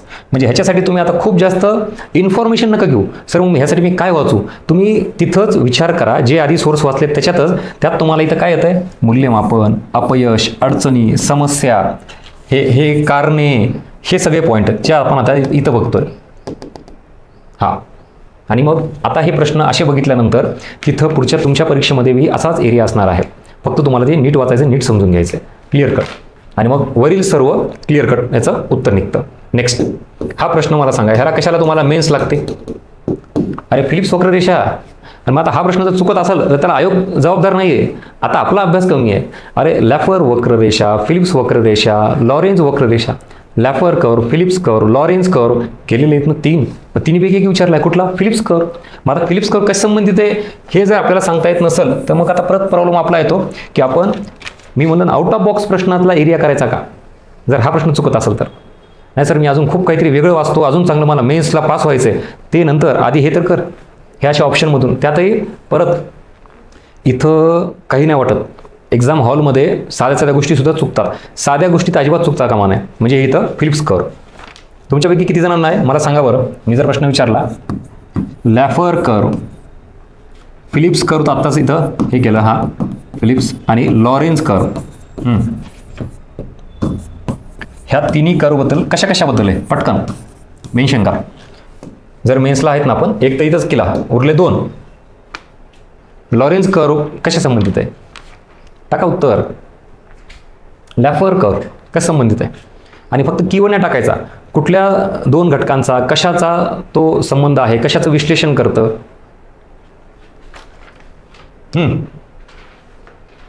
दिलं उत्तर. आणि जर उत्तर देता येत नसेल तर परत तोच प्रॉब्लेम येतो. बेसिकला तुम्हाला रिव्हिजन करायची गरज आहे. आणि माझ्या ह्या लेक्चरमधून निगेटिव्ह न होता, मी परत सांगतो प्रत्येकाला, मी रिअलिटी तुमचे प्रॉब्लेम्स काय ते फाइंड आउट करून ठेवतोय. ह्याचा अर्थ निगेटिव्ह होणे, डिप्रेशनमध्ये जाणे नाही. ह्याचा अर्थ आपला काय प्रॉब्लेम आहे हे समजून घेऊन त्याच्यावर काम करणे. आणि प्री असेल, मेन्स असेल, सगळ्या विद्यार्थ्यांचा हाच प्रॉब्लेम आहे. सेल्फ इव्हॅल्युएशन नाही करायचं. म्हणजे मला माझ्या चुका नाही करायच्या, समजून घ्यायच्या. आणि मग चुका समजून घेतली की भीती वाटते. मग त्या भीतीचं कन्व्हर्जन उलट ॲक्शनमध्ये करा ना. डिप्रेशनमध्ये नाही जायचं. भीती आल्यानंतर ॲक्शन घेतली पाहिजे. यस, हा एरिया माझा वीक आहे, आता मी परफेक्ट करतो. किंवा लॅफर, लॉरेन्झ आणि फिलिप्स कर्वमध्ये मला माहीतच नाही नेमकं कुठला कर्व कशासाठी आहे, मग करा काम त्याच्यावर. मी नाही सांगणार. हे इथं मेन्सला आहेत ना. आता आपण काही गोष्टी इथं बघितल्या पाहिजेत स्वतः, की कशाबद्दल हा आहे आणि कशाबद्दल हा आहे. आणि इथं एक विचारला, पुढच्या दुसरा कर्व असू शकतो, मग तेव्हा आपल्याला ते माहिती पाहिजे. नेक्स्ट आता फिलिप्स कर्ववरच बघा. हा प्रश्न ग्रुप बी मेन्सला 2023, हा प्रश्न ग्रुप सी मेन्सला, ग्रुप सीचा आहे हा. ठीक आहे. म्हणजेच फिलिप्स कर्ववरच प्रश्नाची डेप्थ बघा. प्री आणि मेन्समधला हा फरक कळतो तुम्हाला. हे दोन्ही प्रश्न मेन्सचेच होते, पण मेन्समध्ये अजून एक पाऊल आयोग कसा पुढे जातो. आता तुम्हाला फिलिप्स कर्व माहिती आहे सगळ्यांना, हे बेरोजगारी आणि महागाईसाठी आहे. हे 2 ऑप्शन तर सोडून द्या, हे 2 ऑप्शन याचा विशेष येत नाही. पण बेरोजगारी, भाववाढ या बदलांचे विश्लेषण लॉंग टर्म, शॉर्ट टर्म. आता ही आहे मेन्स. विषय काय येतो, जेव्हा आपण असं म्हणतो की महागाई ही वाढत जाते, तसं बेरोजगारी ही काय होत जाते, कमी होत जाते. असं कोण सांगतंय? फिलिप्स वक्ररेषा ही कन्सेप्ट आहे. मग ह्याचं तर विश्लेषण करते ना, महागाई आणि बेरोजगारी. पण मला सांगा, महागाई एका लेवलपर्यंत वाढणं ठीक आहे, ज्याला आपण चालणारी महागाई म्हणतो. इथंपर्यंत जर असेल तर चालणाऱ्या महागाईचा अर्थव्यवस्थेवर सकारात्मक परिणाम पडतो. एवढं तर माहिती आहे आपल्याला. चालणारी महागाई आर्थिक वाढीसाठी पोषक असते. आणि मग चालणारी महागाई असेल तर आर्थिक वाढ होते, गुंतवणूक होते, रोजगार निर्मिती होते आणि बेरोजगारी कमी होते. झालं का स्टेटमेंट प्रूव्ह? महागाई ही वाढत जाईल तेव्हा बेरोजगारी कमी होईल. कधी? चालणारी महागाई असेल तर. पण ही फार आयडियल सिच्युएशन आहे. असं खूप काळासाठी असू शकतं का की चालणारी महागाई बरोबर कंट्रोलमध्ये ठेवली आहे RBI सरकारने आणि पॉझिटिव्ह इम्पॅक्ट पडत यायला? नाही. कुठल्या ना कुठल्या कारणाने ती महागाई जास्त वाढते. आणि मग एकदा पळणारी आणि बेसुमार म्हणजे एका लेवलच्या पलीकडे जर किंमत वाढ जास्त झाली तर हे समीकरण लागू होणार नाही. का? कारण जास्त महागाईमुळे वस्तू व सेवा महाग होतील, लोक विकत घेणार नाहीत, डिमांड कमी होईल, गुंतवणूक, प्रोडक्शन कमी होईल. आणि जर गुंतवणूक नाही, औद्योगिकरण नसेल तर रोजगार निर्मिती होईल का? नाही. मग उलट बेरोजगारी वाढेल. मग एका सर्टन लेवलपर्यंतच हे पॉसिबल आहे. म्हणून इथं दीर्घकालीन शक्य नाही, तर काय, अल्पकालीन बदलांचे विश्लेषण करते. So this is your answer. ह्याला म्हणायचं डीप अंडरस्टँडिंग. मेन्सला ही गरजेची आहे. आणि मी परत सांगतो, ह्या सगळ्या गोष्टी इनपुट्स म्हणून घ्या पॉझिटिव्हली. ज्याला असं वाटतं सर मग मी अजून तर काहीच शिकलं नाही, अरे बाबा इथून पुढे शिकणं, मग कशाला लोड घेतो आता मेन्स आली आहे तर तुम्हाला काही गोष्टी तर माहीत नसतील, काही ॲक्सिडेंटल प्राईम मिनिस्टर असतील. ॲक्सिडेंटल प्राईम मिनिस्टर म्हणजे अचानक भयानक प्री निघाली, आता मेन्सला काहीच नाही माहीत, पण प्रयत्न तर करणं. मग मेन्सला आला आहे तर सरेंडर नको करू, कष्ट घ्यावंच लागेल. आणि हे माझं सांगण्याचं काम आहे की ॲक्च्युअल मेन्सची ही डिमांड आहे. आणि आपण जी आधीच कन्सेप्ट केलेली आहे त्यातच एक पाऊल पुढे जाऊन विचार करायचा की हे कसं शक्य आहे, शॉर्ट टर्म की लॉंग टर्म. बघा, इथं तुम्हाला मी प्रूव्ह करून दाखवलं, फक्त कन्सेप्च्युअल क्लॅरिटी. नेक्स्ट, हा सुद्धा प्रश्न, ह्याला काय आता वेगळं नॉलेज लागतं का? पण कन्सेप्ट विथ ॲप्लिकेशन. आता तुम्हाला reserve bank of India RBI पैशाचा पुरवठा जर कमी करण्याची इच्छा असेल तर, विचारण्याची पद्धत बघा काय आहे. कमी करण्याची इच्छा असेल तर मग आता RBIने काय केलं पाहिजे? Bank rate, open market operation म्हणजे खुल्या बाजारातील व्यवहार, रोख राखीव प्रमाण म्हणजे हे आहे बँक रेट, हे आहे ओपन मार्केट ऑपरेशन, हे आहे तुमचा रोख राखीव प्रमाण म्हणजे CRR, हे इथं कॅश रिझर्व्ह रेशो. आणि इकडं परत काय केलेलं आहे? Repo rate. विचार करा, प्री आणि मेन्सचा ज्याला फरक पाहिजे. जनरली प्रीला काय केलं जातं, एक तर तुम्हाला बँक रेट काय करू, कमी का जास्त विचारलं जातं, किंवा बँक रेटची डेफिनेशन, किंवा ओपन मार्केट ऑपरेशन, किंवा CRR बऱ्यापैकी थोडंफार इंडिव्हिज्युअल लेवलला विचारलं जाईल. मेन्सला तुम्हाला ॲट ए टाईम काय करायचं आहे, RBIला जर पैशाचा पुरवठा कमी करायचा असेल तर किती कन्सेप्ट एकत्र टाकल्यात बघा. बँक रेट वाढवायचा का कमी करायचा, ओपन मार्केट ऑपरेशन मार्फत सरकारी कर्जरोख्यांची खरेदी करू का विक्री करू. इथं खरेदी दिली आहे पण तो तुम्हाला माहिती पाहिजे, हे सांगतो मी तुम्हाला, खरेदी का विक्री. रोख राखीव प्रमाण काय करू, CRR वाढू का कमी करू, रेपो रेट वाढू का कमी करू. ही आहे मेन्सची डेप. ॲट ए टाईम तुम्हाला जर अर्थव्यवस्थेत पैसा कमी करायचा असेल तर काय वाढवायचं, काय कमी करायचं, गव्हर्नमेंट सिक्युरिटीची खरेदी करू का विक्री करू, हे सगळं सांगायचं आहे. आणि इथं परत तुम्ही काही जण कशाच्या मागे लागता माहिती का, मी सांगतो तुम्हाला. इथं कमी आहे, इथं वाढवायचं आहे, इथं कमी आहे, असलं काहीतरी खेळत बसू नका बरं का. हे लॉजिक म्हणजे काय कामच नसतं, डायरेक्ट कन्सेप्टचं ॲप्लिकेशन विचारलं. इथं जर पैशाचा पुरवठा कमी करायचा असेल तर बँकेने कर्ज कमी दिली पाहिजे, बरोबर ना, तरच काय होईल, पैशाचा पुरवठा अर्थव्यवस्थेतला कमी होईल. आणि बँकेने कर्ज कमी कधी देईल, जेव्हा बँकेकडील पैसा हा कमी झाला पाहिजे. आणि मग बँकेकडील पैसा कमी कधी होईल, जेव्हा इथं रोख राखीव प्रमाण वाढवलं म्हणजे CRR वाढवावं लागेल. रेपो दर जर कमी केला तर बँकेकडील पैसा वाढतो, बँक दर कमी केला तर बँकेकडील पैसा वाढतो, आणि आपल्याला काय करायचं आहे, कमी करायचं आहे. म्हणजे क्लिअर कट ह्या दोन ऑप्शन इथं वर्कआउट होत नाही. आणि सेम खुल्या बाजारातून रोख्यांची जर खरेदी केली तर RBI रोख्यांची खरेदी करतं आहे, त्याच्याबद्दल पैसे देतं आहे, म्हणजे अर्थव्यवस्थेत पैसा टाकताय तुम्ही. म्हणजे ह्या याच्यामुळं 1, 2, 3 ह्याच्यामध्ये अर्थव्यवस्थेचा पैशाचा पुरवठा वाढतोय, पण प्रश्नात काय विचारले, कमी होतोय. मग इथं सरळ सरळ रोख राखीव प्रमाण जर वाढवलं, ज्याला आपण CRR जर वाढवला, आधी 5% होता, तो जर 8% केला तर व्यापारी बँकांना आधीच्या तुलनेत जास्त पैसे काढून ठेवावे लागतील. म्हणजे बँकेकडील पैशाचं प्रमाण कमी होईल, कर्ज देण्याची क्षमता कमी होईल, आणि मग पैशाचा पुरवठा कमी होईल. मिळालं उत्तर? बरं, हे सगळं तिथं ऑन दी स्पॉट तुम्हाला पटपट करायचं आहे. मी सांगता नाही ते इन डिटेल का सांगतोय, demand of the exam combine group B आणि ग्रुप सी मेन्स आणि इकॉनॉमिक्स. आणि आता जर तुम्ही हे हलक्यात घेत असाल, सर माहिती आहे बेसिक लेवलला, ॲप्लिकेशन लेवलला कन्सेप्ट आहे, त्यातही 4 कन्सेप्ट एकत्र टाकलेले आहेत. So be ready for this. At a time attack होणार आहे तुम्हाला सगळ्या बाजूनी. आणि आपण मग तिथं जर कॅल्क्युलेशन करत बसलो, CRR म्हणजे काय, मग वाढवायचं का कमी करायचं का, खरेदी करायची का विक्री करायची, ह्याची क्लिअरिटी पटकन लगेचच्या लगेच क्लिअर करा, आणा, आणि मेन्सला कमी वेळेत हे प्रश्न सॉल्व्ह करा. आता हा प्रश्न कम्प्लिटली ह्याच लेवलचा आहे, जिथं बघा टफनेस म्हणू आपण त्याला, किंवा तुमचा मेंटल गेम. या इकडे परत आणतो तुम्हाला मी, माझं हे कॅल्क्युलेशन, हे गणित हे तुम्हाला पेपरमध्ये आठवणार नाही तर मग मला विचारा. काय पटकन थॉट प्रोसेस फास्ट, म्हणजे हे सगळे इंटरलिंकिंग ॲट ए टाईम 4 ठिकाणी अटॅक गेले, 4ही कन्सेप्ट विचारायचं तुम्हाला, काय करायचं काय नाही ते. ह्याला जर तुम्ही वेळ घेतला तर संपूर्ण आयोगाचा हेतू साध्य झाला. कंबाईनला अजून एक महत्त्वाचा पार्ट येतो, नुसतं उत्तर येणं नाही तर लवकर उत्तर येणं ते जिंकल. म्हणजे वेळेची लढाई. तुम्ही जेवढा टाईम जास्त घ्याल, निवांत विचार करून सांगाल, तुमचे पुढचे 2-3 प्रश्न संपले, इथंच जागेवर मारले तुम्ही. त्यात परत मॅथ रिजनिंगचा अजून भयानक प्रकार आहे. म्हणजे GSलाच एवढं परेशान आहे तर तुम्ही मॅथ रिजनिंगला काय करणार अजून, लक्षात येतं आहे. म्हणून कन्सेप्च्युअल क्लॅरिटी याचा बेस वाढवा, हा एकमेव ह्याला सोल्युशनचा पार्ट आहे. अजून पुढे चला. आता ह्या प्रश्नाला कसं डील करायचं आहे ह्याच्यासाठी आपण अर्थतज्ञ म्हणून PDF टाकलेली आहे. तर त्या अर्थतज्ञाला डिटेलमध्ये नका करू, जस्ट तो इकॉनॉमिस्ट, त्याची थेरी, त्याचं समीकरण हे काय आहे बघा, ह्याच्यासाठी हे बघू नका. MB = PT. आता हे समीकरण तुम्हाला प्रूव्ह करायचं आहे का, सॉल्व्ह करायचं आहे का सगळं, की मनी सप्लाय, त्याच्यानंतर व्हेलॉसिटी ऑफ मनी, त्याच्यानंतर प्राइस लेवल आणि ट्रान्झॅक्शन, हे सगळं कसं असतं, M × V = P × T, काही नाही. परत सांगतो, हे जर करत बसलात ह्याचा अर्थ तुम्ही परत इरिलेव्हंट अनवॉन्टेड गोष्टी करता. जस्ट एवढं माहिती पाहिजे की हे फिशरचं पैशाचं प्रमाण सिद्धांत ह्याचं समीकरण नेमकं कोणतं आहे. आणि मग इतर काही अजून अर्थतज्ञांचे समीकरणं ते त्या PDF मध्ये कंपाईल करून टाकले. एवढ्या लेवललाच फक्त बघा, ह्याची एक भीती होती, त्याची भीती गेली का. इकॉनॉमिस्ट अर्थतज्ञ महत्त्वाचे आहेत का मेन्सला, आहेत, पण ते कुठल्या लेवलपर्यंत आहेत, त्या इकॉनॉमिस्टनी थेरी कुठली मांडली, त्याचं नाव आणि समीकरण असेल तर ते समीकरण, त्यांनी कुठलं पुस्तक लिहिलं तर पुस्तक, बस दॅट्स इट. म्हणजे ह्याला तुम्ही थोडा फॅक्टच्या अँगलनी, पाठांतराच्या अँगलनी केला तरी चालेल. फायनली आपल्याला मार्क घ्यायचे, डिस्क्रिप्टिव्ह नाही आहे, ह्याला प्रूव्ह करून दाखवायचं तुम्हाला. म्हणजे इथून पुढे अर्थतज्ञ स्किप करायचे का तर अजिबात नाही, उलट त्याला फॅक्ट्स म्हणून घ्या. डायरेक्ट त्याचं नाव, तरी कुठला सिद्धांत मांडला बस, किंवा समीकरण असेल ते कोणाचं समीकरण आहे, कशाला हातचे मार्क घालवतायचे. नेक्स्ट परत ही आहे मेन्सची लेवल. सापेक्ष निरपेक्ष दारिद्र्य किती इझी आहे, प्रीला केलं नाही का आपण. पण मग आता इथं ऑप्शन बघा, जर निरपेक्ष दारिद्र्याचं मापन विचारलं आहे, हे येत नाही, हे येत नाही, हरकत नाही, पण हे 2 ऑप्शन टाकलेत. आता तुम्हाला क्लिअर कट डिफरन्स बिटवीन सापेक्ष दारिद्र्य आणि निरपेक्ष दारिद्र्य ह्याच्याशिवाय हा प्रश्न सॉल्व्ह होत नाही. कितीतरी विद्यार्थ्यांचं उत्तर त्यांनी उत्पन्न दिलं आहे. फॉर युअर काइंड इन्फॉर्मेशन, आता बघा ह्याच्यात मी त्यावेळेला व्हिडिओ पण घेतला होता, ह्याच प्रश्नावर बऱ्याच जणांचे डाऊट आले होते, काही जणांना झेपला पण नसेल कदाचित.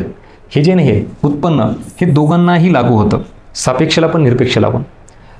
पण उष्मांक ज्यावेळेला आपण म्हणतो ना, हे दोघांना लागू होत नाही. जर ऑप्शनमध्ये हा ऑप्शन नसला असता, असाच ह्या दोघांसारखा इरिलेव्हंट ऑप्शन दिला असता, तर तुम्ही निरपेक्षला हे सुद्धा उत्तर निवडू शकता. पण जर क्लिअर कट निरपेक्ष दारिद्र्य विचारले आणि उष्मांक दिलाय, तर ह्याचं उत्तर डेफिनेटली हे असणार. आता उत्पन्नाबाबत जेव्हा किमान उत्पन्न हा शब्द येतो ना, किमान म्हणजे निरपेक्ष दारिद्र्य. उत्पन्नाबद्दलच उत्पन्नाची तुलना हा शब्द आला म्हणजे सापेक्ष दारिद्र्य. आता कळालं का की उत्पन्न हा घटक दोघांनाही लागू होतो, फक्त त्याच्यामध्ये कीवर्डचा फरक आहे. किमान हा शब्द आला, minimum income level, so that is called as निरपेक्ष दारिद्र्य. आणि नुसतं इन्कम लेवल, उत्पन्नाची तुलना म्हणलं की सापेक्ष दारिद्र्य. सो ही आहे मेन्सची डेप्थ. तुमच्यापैकी बऱ्याच जणांना विचित्र वाटत असेल, पण माझं म्हणणं आहे आत्तापर्यंत जर काही तुम्ही नसेल केला हरकत नाही, इथून पुढे तरी हे इनपुटच्या आधारावर काम करा. आणि ते कसं काय करायचं आहे, अजून डाऊट अडचण असं फोन करा, भेटा, बोला, कम्युनिकेशन करा. पण माझं म्हणणं आहे संधीचं सोनं करा. तुम्ही मेन्सला आहात, ही तळमळ माझी याच्यासाठी आहे की अरे ज्या गोष्टीसाठी किती हजारो लाखो विद्यार्थी तळमळ करतात, सर मला ह्यावेळेला पोस्ट मिळवायची, आणि तुम्ही फक्त एक पाऊल दूर आहात त्याच्या, तर एफर्ट्स घ्या बाबा आणि एकदाच्या ह्याच्यातून बाहेर पडा. नाहीतर तुम्हाला अनुभव आला असंच, 4 वर्ष, 5 वर्ष, 8-8 वर्ष, 10-10 वर्षांचे विद्यार्थी आहेत. तर त्यामुळं मला असं वाटतं की हे सगळं तुम्हाला देण्यामागे तुम्हाला कमी दाखवणे, तुम्ही काहीच नाही करत, हा उद्देशच नाही. माझा उद्देश आहे बाबांनो, आजपर्यंत नाही केला हरकत नाही, नको दोष देऊ तुला पण कोणाला पण. आता तुला कळालं ना की ॲक्च्युली मेन्सला काय पाहिजे, कसं पाहिजे, घे आणि कर आणि बाहेर पडायच्या मार्क घेऊन. ठीक आहे, चलो या इकडे. अजून आता इथं हा सुद्धा आता आकडेवारीचा पार्ट येतो. कधी येईल ना एखादा प्रश्न जड येतो की काहीतरी आकडेवारी विचारली आहे, ह्याच्यामध्ये ग्रुप बीला हे आकडेवारीवर विचारले सगळं. पण पहिला प्रश्न बघा, वाढ सर्वसमावेशक असते तेव्हा रोजगार निर्माण करते, इंटरलिंकिंग. आता आपल्याला आर्थिक वाढ काय, आर्थिक विकास काय, मानव विकास काय, शाश्वत विकास काय आणि सर्वसमावेशक विकास काय. ही वाढ म्हणजे सर्वसमावेशक वाढ, ज्याला आपण इन्क्लुझिव्ह ग्रोथ म्हणतो. आणि मग इन्क्लुझिव्ह ग्रोथ म्हणजेच ऑब्व्हियसली त्याच्यामध्ये दारिद्र्य, बेरोजगारी, शिक्षण, आरोग्य सगळंच येतं. मग रोजगार निर्माण करणारीच असली पाहिजे. नाही तर मग आत्ता भारतात काय अवस्था बघा ना, तुम्ही जर बघितलं असेल तर वाढ आहे का, ग्रोथ आहे ना भारतात ग्रोथ, पण ती इन्क्लुझिव्ह आहे का, नाही आहे. मोजक्याच लोकांना फायदा होतोय, शहरातच जास्त फायदा होतोय, ग्रामीण भागात नाही.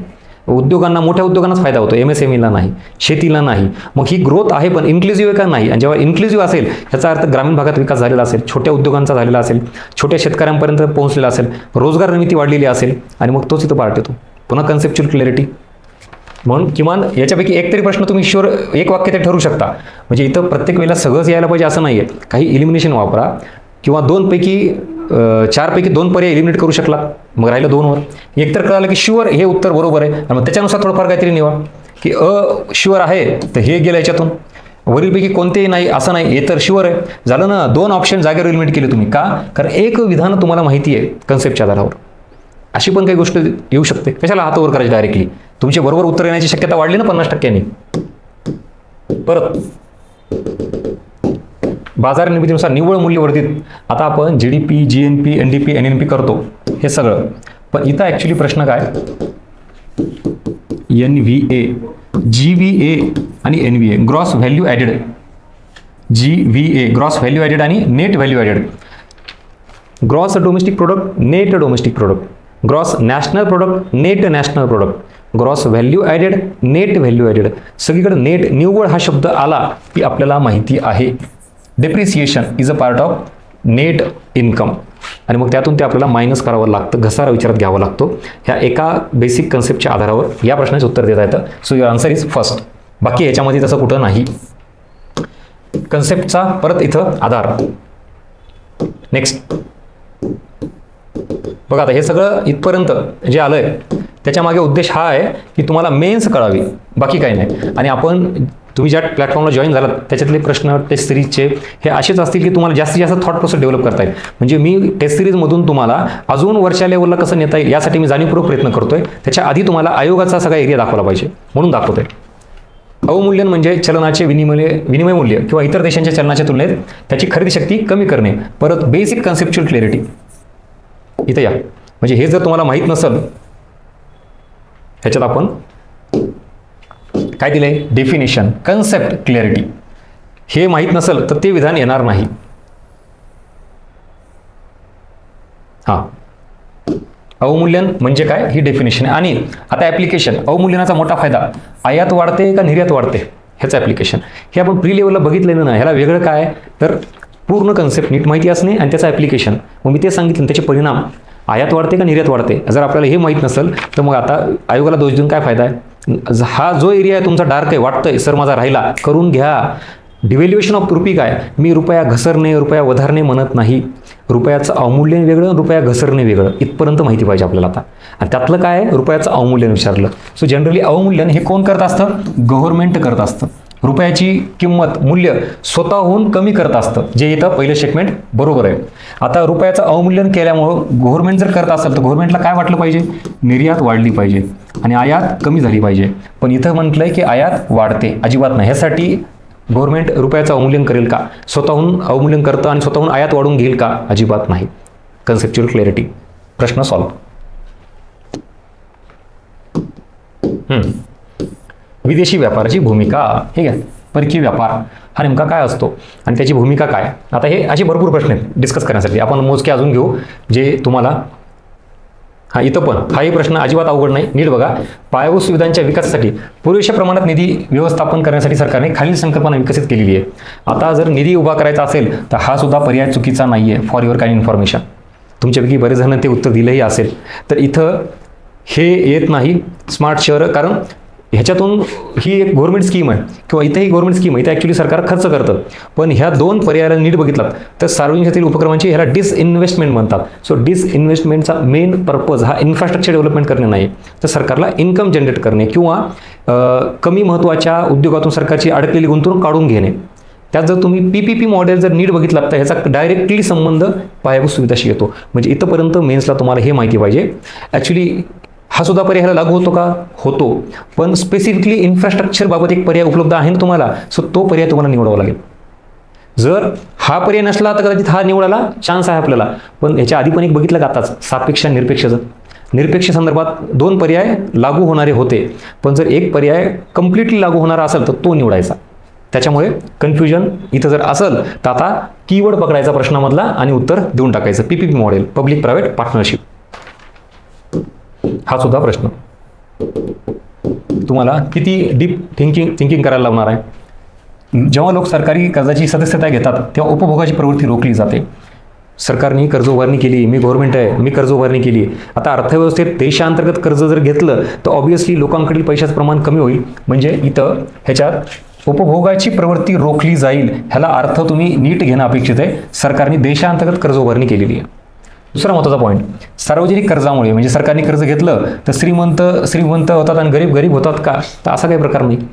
त्यामुळं हा इम्पॅक्ट होईलच असं अजिबात नसतं. डिपेंड करतं परत तुम्ही की त्या घेतलेल्या कर्जावरून टॅक्स लावताय का, टॅक्समध्ये पण डायरेक्ट इनडायरेक्ट टॅक्स कुठला वाढवताय, काय करताय. पण हे सगळं जर तरवर आहे, म्हणजे इथं हे डायरेक्टली परफेक्ट लागू होत नाही.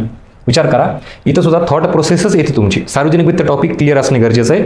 कर्ज घेतल्यावर काय होतं आणि मग त्याचा परिणाम काय होतो, त्यातही लोकांची खरेदी शक्तीवर काय होतो, मग हे सगळं एकदम आपण परीक्षेत बघतो आणि त्याच्यावरून मग विचार करायचा प्रयत्न करतो. तेव्हा तिथं वेळ जातो आणि एक्झामची लढाई ही वेळेची पण आहे, फक्त कंटेंटची नाही, ते तुम्हाला सांगतोय. सो विचार करा. नेक्स्ट, हे झाले इथपर्यंतचे साधे असे प्रश्न जे कन्सेप्टचे होते. आता साधे सिंपल प्रश्न, दुसरा अँगल ओपन करतो. आता या ज्याला अजून भीती आहे, सर आता जे बघितले प्रश्न जरा डोकं गरम झालं असेल म्हणून, खूपच विचार करायला लावणार आहे किंवा हा जरा विचित्रच वाटलं मला, पण असणार ना रे. आता आपल्याला पोस्ट पण मिळवायची, मेन्सला आलो आहेत आणि कष्ट पण नाही घ्यायचे, साधं सिंपलच असलं पाहिजे, आपल्या मनावर नसताना असं. आता काही गोष्टींची लेवल वाढवाय. बरं, मी हे जे डिस्कस केले आता प्रश्न हे आउट ऑफ बॉक्स होते का, आउट ऑफ सोर्स होते का, अजिबात नाही. हां, आता तुम्ही कधी वाचलं नाही हा तुमचा प्रॉब्लेम आहे, पण माझा हा सगळा एरिया आत्ता मी जो सांगितला हा तुम्हाला यायलाच पाहिजे, हा माझा अट्टास आहे. आणि हा एरिया म्हणजे तुमचा रिझल्ट ठरवणारा एरिया होता जे आता डिस्कस केलेत ते. आणि आता साधे सिंपल म्हणलं की असे पण प्रश्न आहेत ना मेन्सला, ह्याला तुम्ही जर म्हणत असाल सर मी इथं मार्क घालवला माझा, तर मग काय अर्थ आहे त्याला. आता बँकांचं राष्ट्रीयकरण, अरे 1969ला किती बँकांचं राष्ट्रीयकरण झालं हे आपल्याला सांगता यायला पाहिजे. मेन्सला प्रश्न आहे हा. म्हणून मी जर म्हणलं 4 ते 5 प्रश्न आहेत की तिथं खुश राहा उलट की अरे नाही हे प्रश्न मी टॅकल करणार आहे. पण आपला प्रॉब्लेम काय माहिती का, आपण इथंही चुकतो कारण सिली मिस्टेक घाई गडबडीत लक्षात नाही आलं सर, आणि आत्ता ज्या कन्सेप्च्युअल प्रश्न होतो तिथंही चुकतो आणि मग झालं ना. आणि अवघड प्रश्न जे होते आउट ऑफ सोर्स तिथं तर विषयच येत नाही, मग कसा रिझल्ट येईल. आणि मग सर आले नाही इकॉनॉमिक्सला 4 ते 5 मार्क आले, मग ॲक्च्युली यायला पाहिजे किती 8.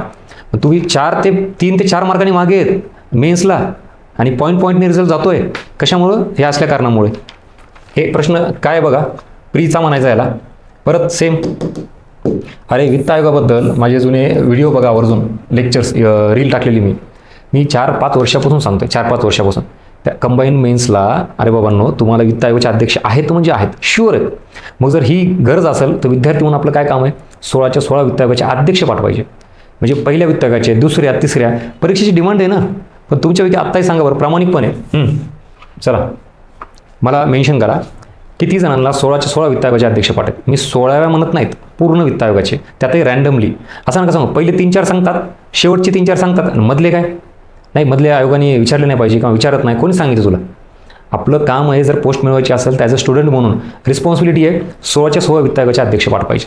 इथं बघा काय विचारलं ह्याच्यात, 13, 14, 15, 16, पहिला, दुसरा, तिसरा, चौथा. आता हे ग्रुप बी मेन्स 2023, ग्रुप बी मेन्स 2024. आता नंबर आहे ग्रुप सीचा.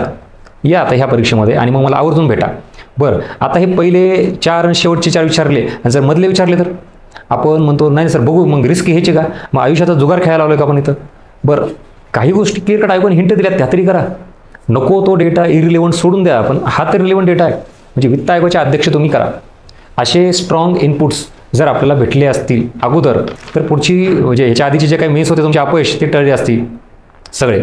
पण आता ही तुमची तीच वेळ आहे बाबांनो, येणाऱ्या परीक्षेत जर ह्या एरियावर प्रश्न दिसला पुन्हा पश्चाताप करायचा का सॅटिस्फॅक्शन घ्यायचं हे तुमचं ठरवा तुम्ही. क्लिअर कट 2 प्रश्न आहेत वित्त आयोगाच्या अध्यक्षावर.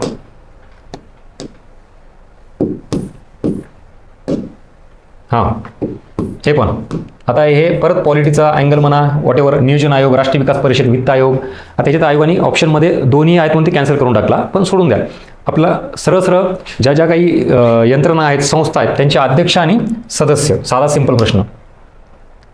या इकडं छोटे छोटे कीवर्ड बघा, आयोग कसं ठरवतो.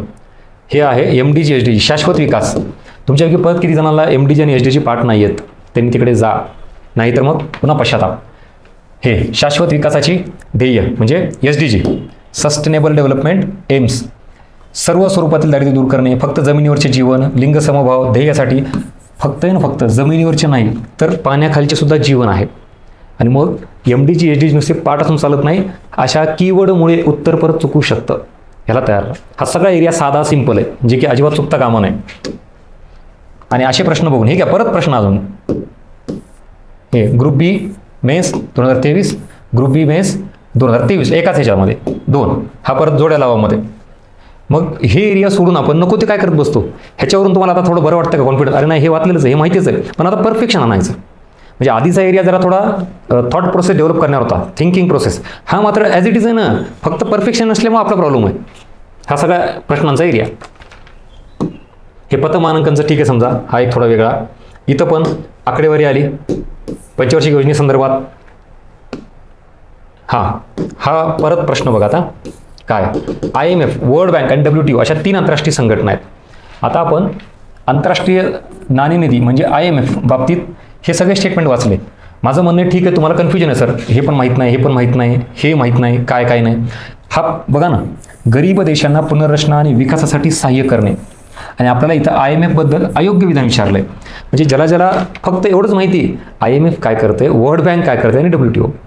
आता वर्ल्ड बँकेबद्दल बघा, वर्ल्ड बँकेलाच आपण IBRD म्हणतो. IBRDचं लॉंग फॉर्म काय, international bank for reconstruction and development. मुळात वर्ल्ड बँक काय करते, विकासासाठी देशांना इन्फ्रास्ट्रक्चर डेव्हलपमेंटसाठी कर्ज देते. आणि गरीब देशांना पुनर्रचना म्हणजे reconstruction, international bank for reconstruction and development, ज्याला फुल फॉर्म जरी माहिती आहे त्याचं फंक्शन कळतं त्याला, हे काम कोणाचं आहे तर हे वर्ल्ड बँकेचं आहे. आणि ॲक्च्युली प्रश्नात काय विचारलं आहे, IMF विचारलं आहे. सो क्लिअर कट हा ऑप्शन चुकीचा आहे. सो युअर आन्सर इज फक्त क. आता हे 1, 2, 3 ह्याबाबत तुम्हाला डाऊट जरी असला तरीही तुमचं उत्तर निघतंय येस ऑर नो. कशाच्या आधारावर, basic conceptual clarity. Exactly World Bank काय करते, IMF काय करते, WTO काय करते हेच नाही माहीत आणि वाचत बसतो आपण सगळ्याला, लगेच पर्याय क्लिक झाला. आता हे बाकीचे 3 तर माहिती असले तर अजूनच चांगलं आहे. पण माझं म्हणणं आहे, हा प्रश्न किती सिम्पल साध्या लेवलचा होता सांगा. ह्याच्यासाठी तुम्ही नाही सर, मी आता काय करतो, IMFचे ना अजून डिटेल सोर्स करतो. डायरेक्ट वेबसाईटला जाऊन काय रिपोर्ट डाउनलोड करा, त्याचे फंक्शन्सचे, त्याच्या कार्याचे, आणि ते वाचा. बघा म्हणजे मला तुम्हाला एक सांगायचं आहे की लिटरली आपण इकॉनॉमिक्सला जी भीती घेऊन बसलो होतो तेवढी खरंच भीती घ्यायसारखी आहे का. आपला प्रॉब्लेम आहे, आपल्याला बेसिक नाही माहिती आणि आपण ॲडव्हान्स करायला निघायला लागलो. सो अजूनही वेळ गेलेली नाही आहे. कंबाईन मेन्सला विचित्र काही वेगळं करण्यापेक्षा आहे त्या गोष्टीवर परफेक्शन हा 7-8 मार्क शुअर यायला पाहिजेत तुम्हाला. हे सगळे आयोगाचे प्रश्न आहेत. म्हणजे उगाच तुम्हाला असं वाटायला नको की आपण टेस्टचे प्रश्न घेतो आणि सोपे टाकलेत. आता पॉलिटिक्स अँगल तुम्हाला आर्टिकल माहिती पाहिजे ना, की अनुदानाचं अजून कशाचं. त्याच्यानंतर परत हे इथं जोड्या लावामध्ये इथं सगळे हे जोड्या लावा आणि याच्याशी कनेक्ट करायचं. आर्थिक नियोजन, 12वी पंचवार्षिक योजना, नीती आयोग, परत हा सुद्धा इथंही जरा थोडा टफ आहे पण IMFचा संबंधित आहे. चलन म्हणलं की लक्षात यायला पाहिजे, कन्सेप्टच्या आधारावरही सुटतो की SDR हे चलन नाही आहे आणि मुळात गोल्डला सुद्धा चलन नाही म्हणता येतात. हा परत बेसिक एरिया. इथं अजून सेम, इथं वस्तूवरील सर्वसाधारण प्रत्यक्ष कर आहेत. इकडं GST हा कसा कर आहे, कधी लागू झाला. मला सांगा टॅक्सेशन टॉपिक बाबत हा एरिया साधा सिंपल प्रीचा आहे. वस्तूवरील कर सर्वसाधारणपणे प्रत्यक्ष कर असतात, साधी सिंपल कन्सेप्ट. GST पासून संपूर्ण भारतात अंमलात आणलाय का, एक देश एक कर हे GSTचं आहे का, आणि वस्तू व सेवा कर हा पूर्वीच्या अनेक केंद्रीय राज्य अप्रत्यक्ष कराऐवजी व्यवहारात संपूर्ण राष्ट्रात एकच प्रत्यक्ष कर आणलाय. हे वाक्य द्यायला दिलेत 4-5 कम्प्लिटली बेसिक अंडरस्टँडिंगवर आहे. GST हा प्रत्यक्ष कर आहे का रे, बरं. त्याच्यानंतर हा कधी लागू झाला याची डेट आपल्याला माहीत नाही का. त्याच्यानंतर वस्तूवरील कर म्हणजेच GST हा प्रत्यक्ष कर आहे का. विचार करा, फक्त स्टेटमेंट टाकलेले आहेत. मी याचं उत्तर अजिबात देणार नाही आहे, तुम्ही उत्तर द्यायचेत मला. मेन्सला आहेत म्हणल्यानंतर आता मी इथं डायरेक्शन द्यायचं काम करेल आणि त्यातही PYQ घेतोय आपण म्हणल्यानंतर किती जणांना उत्तर येतात हे स्वतःला चेक करा. आणि जर येत नसतील तर आपला कुठला एरिया अजून करायचा बाकी आहे त्याच्याकडे लक्ष द्या. उगाच मेन्सला आहे म्हणजे काहीतरी विचित्र डेटा करायचा, वाचायचं आणि सॅटिस्फॅक्शन घ्यायचं नाही. सर मी कंबाईन मेन्सला इकॉनॉमिक्सचा अभ्यास करतोय कर आणि मग 1-2 मार्कासाठी मेहनत घे का 7-8 मार्कांसाठी मेहनत घ्यायची. आणि हा आत्ता ग्रुप C मेन्सचा हा प्रश्न आहे, तिथं जाणीवपूर्वक दिलेला आहे. सेम बघा नाही, अन्न सुरक्षा कायदा महाराष्ट्रात, मग इकडं 14 ऑप्शन बघा. 1 फेब्रुवारी, 1 जानेवारी, 1 फेब्रुवारी, 1 जानेवारी. ज्याला माहिती ते सुद्धा कन्फ्यूज होईल का नाही. परत परफेक्शन नसेल तर हा सुद्धा मार्क गेला. इकडं बघा, ही मेन्सची लेवल आहे. ग्रुप C मेन्सला आहे, हा पण वाटतं ग्रुप Bला पण ग्रुप Cला. स्टेटमेंट बघा ना, जास्तीत जास्त तुमचा टाइम कन्झ्युम करण्याचा प्रकार आहे. आता HDIची सुरुवात कधी झाली हे फक्त मेन्सला गेल्यावरच कळतं का, प्रीला काय केलं आपण. बरं हे ठीक आहे, हा ऑप्शन नवीन आहे, मान्य आहे. बघा आता तुम्हाला हा पर्याय माहिती नसला तरी उत्तर कसं निघतं बघा. ह्या HDI बाबत मानव विकासाशी निगडीत 5 घटकांचा समावेश मानव विकास निर्देशांकात होतो. मुळात HDI मध्ये काय होतं, 3 मेन डायमेन्शन आहेत. आरोग्य, शिक्षण, राहणीमान, 3 मेन डायमेन्शन.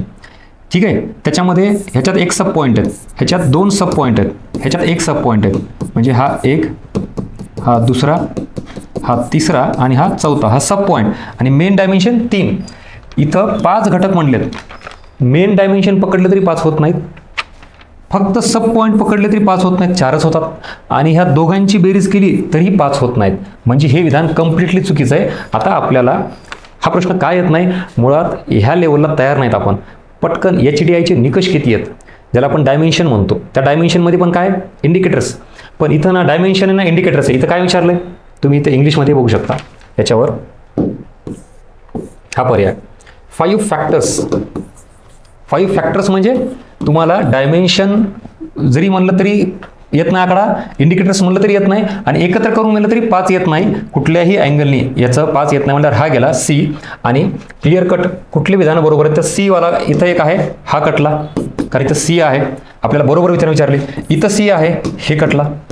आणि इथं सुद्धा C आहे, हा कटला. एकच पर्याय उरला. So your answer is 3. कसंही करून उत्तर येतं. आणि ह्याच्यासाठी वेगळं नॉलेज घेतलं का तुम्हाला, सर हे असे नवीन जे काही व्हॅल्युडेशन आहे ते मी कुठून करायची गरज पडली का तुला?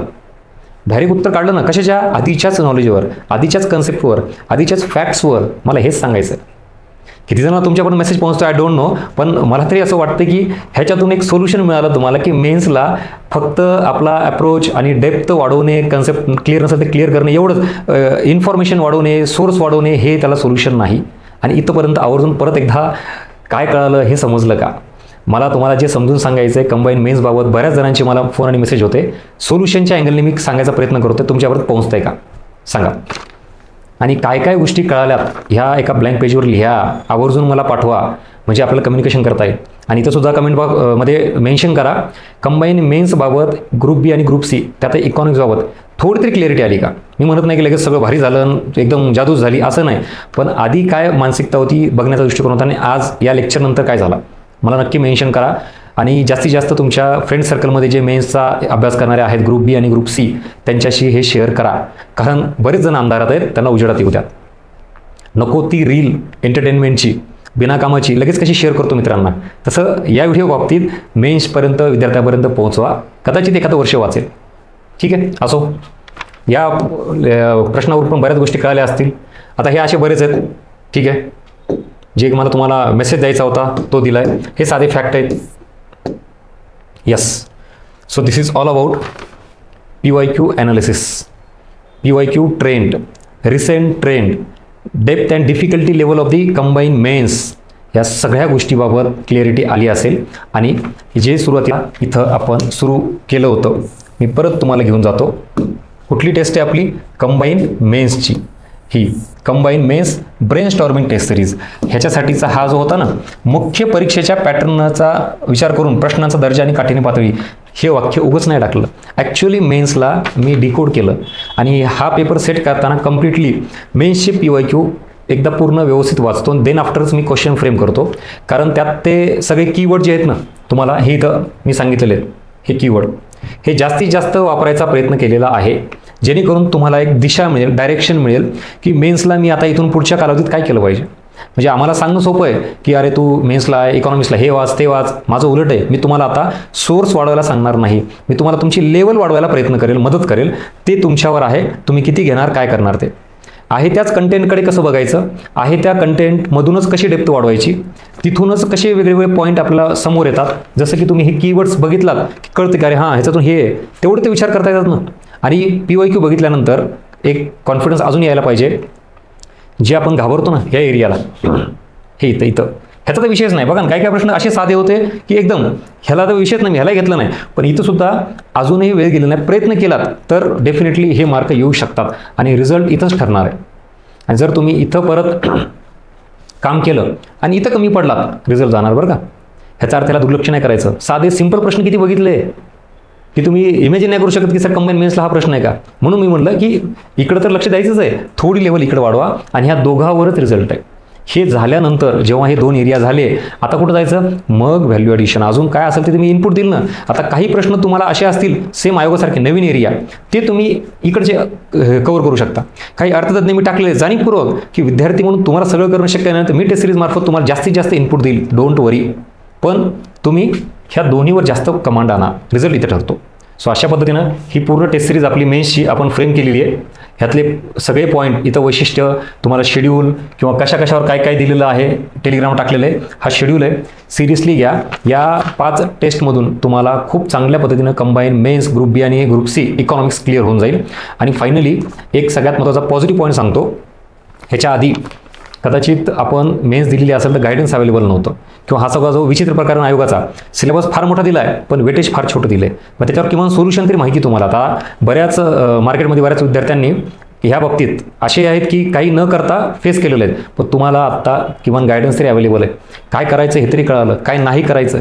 आणि टॉपिकवर सुद्धा तो जुगार खेळायसारखा नका करू की टॉपिक भरपूर आहेत मग कुठला करायचा काय नाही, सगळं गायडन्स मिळेल, डोंट वरी. आता तुम्ही टेस्ट सिरीजमध्ये इन झालात ना, तुम्हाला टॉपिकबद्दल सुद्धा क्लॅरिटी देईल, पण ती टप्प्याटप्प्याने, सगळंच एकदा डोस नको. This is all about today's lecture. हा पहिला पार्ट आहे आपल्या टेस्ट सिरीजमध्ये. मला वाटतं महाराष्ट्रात पहिल्यांदा असा प्रयोग असेल. टेस्ट सिरीजमध्ये सुद्धा तुम्हाला ही क्लॅरिटी दिली जाते. नाही तर जनरली काय असतं, टेस्ट सिरीज म्हणलं की आपले टेस्टचे प्रश्न, डिस्कशन, चला पुढं. माझं तसं अजिबात नाही आहे. तुम्हाला या प्लॅटफॉर्मवरून, या टेस्ट सिरीजमधून फक्त अभ्यास चेक नाही झाला पाहिजे, तुमच्यात आयोगाच्या दृष्टिकोनातून काय बदल होणं अपेक्षित आहे, आयोगाला काय अपेक्षित आहे, डिमांड ऑफ द एक्झाम, तुम्ही केलेला अभ्यास आणि आयोगाचे प्रश्न दोघांमधील गॅप हा मला तुम्हाला दाखवायचा आहे. म्हणून जे काही मी तुम्हाला इथे मिस्टेक्स, तुमच्या चुका दाखवतोय, तर तो निगेटिव्ह अँगलनं नका घेऊ, त्याला पॉझिटिव्ह अँगलने घेऊन इम्प्रूव्हमेंटच्या दृष्टिकोनातून बघा, जेणेकरून येणाऱ्या परीक्षेमध्ये तुम्हाला रिफ्लेक्शन दिसेल. चलो, so thank you so much for joining. भेटूया पुढच्या एका व्हिडिओमध्ये. थँक्यू.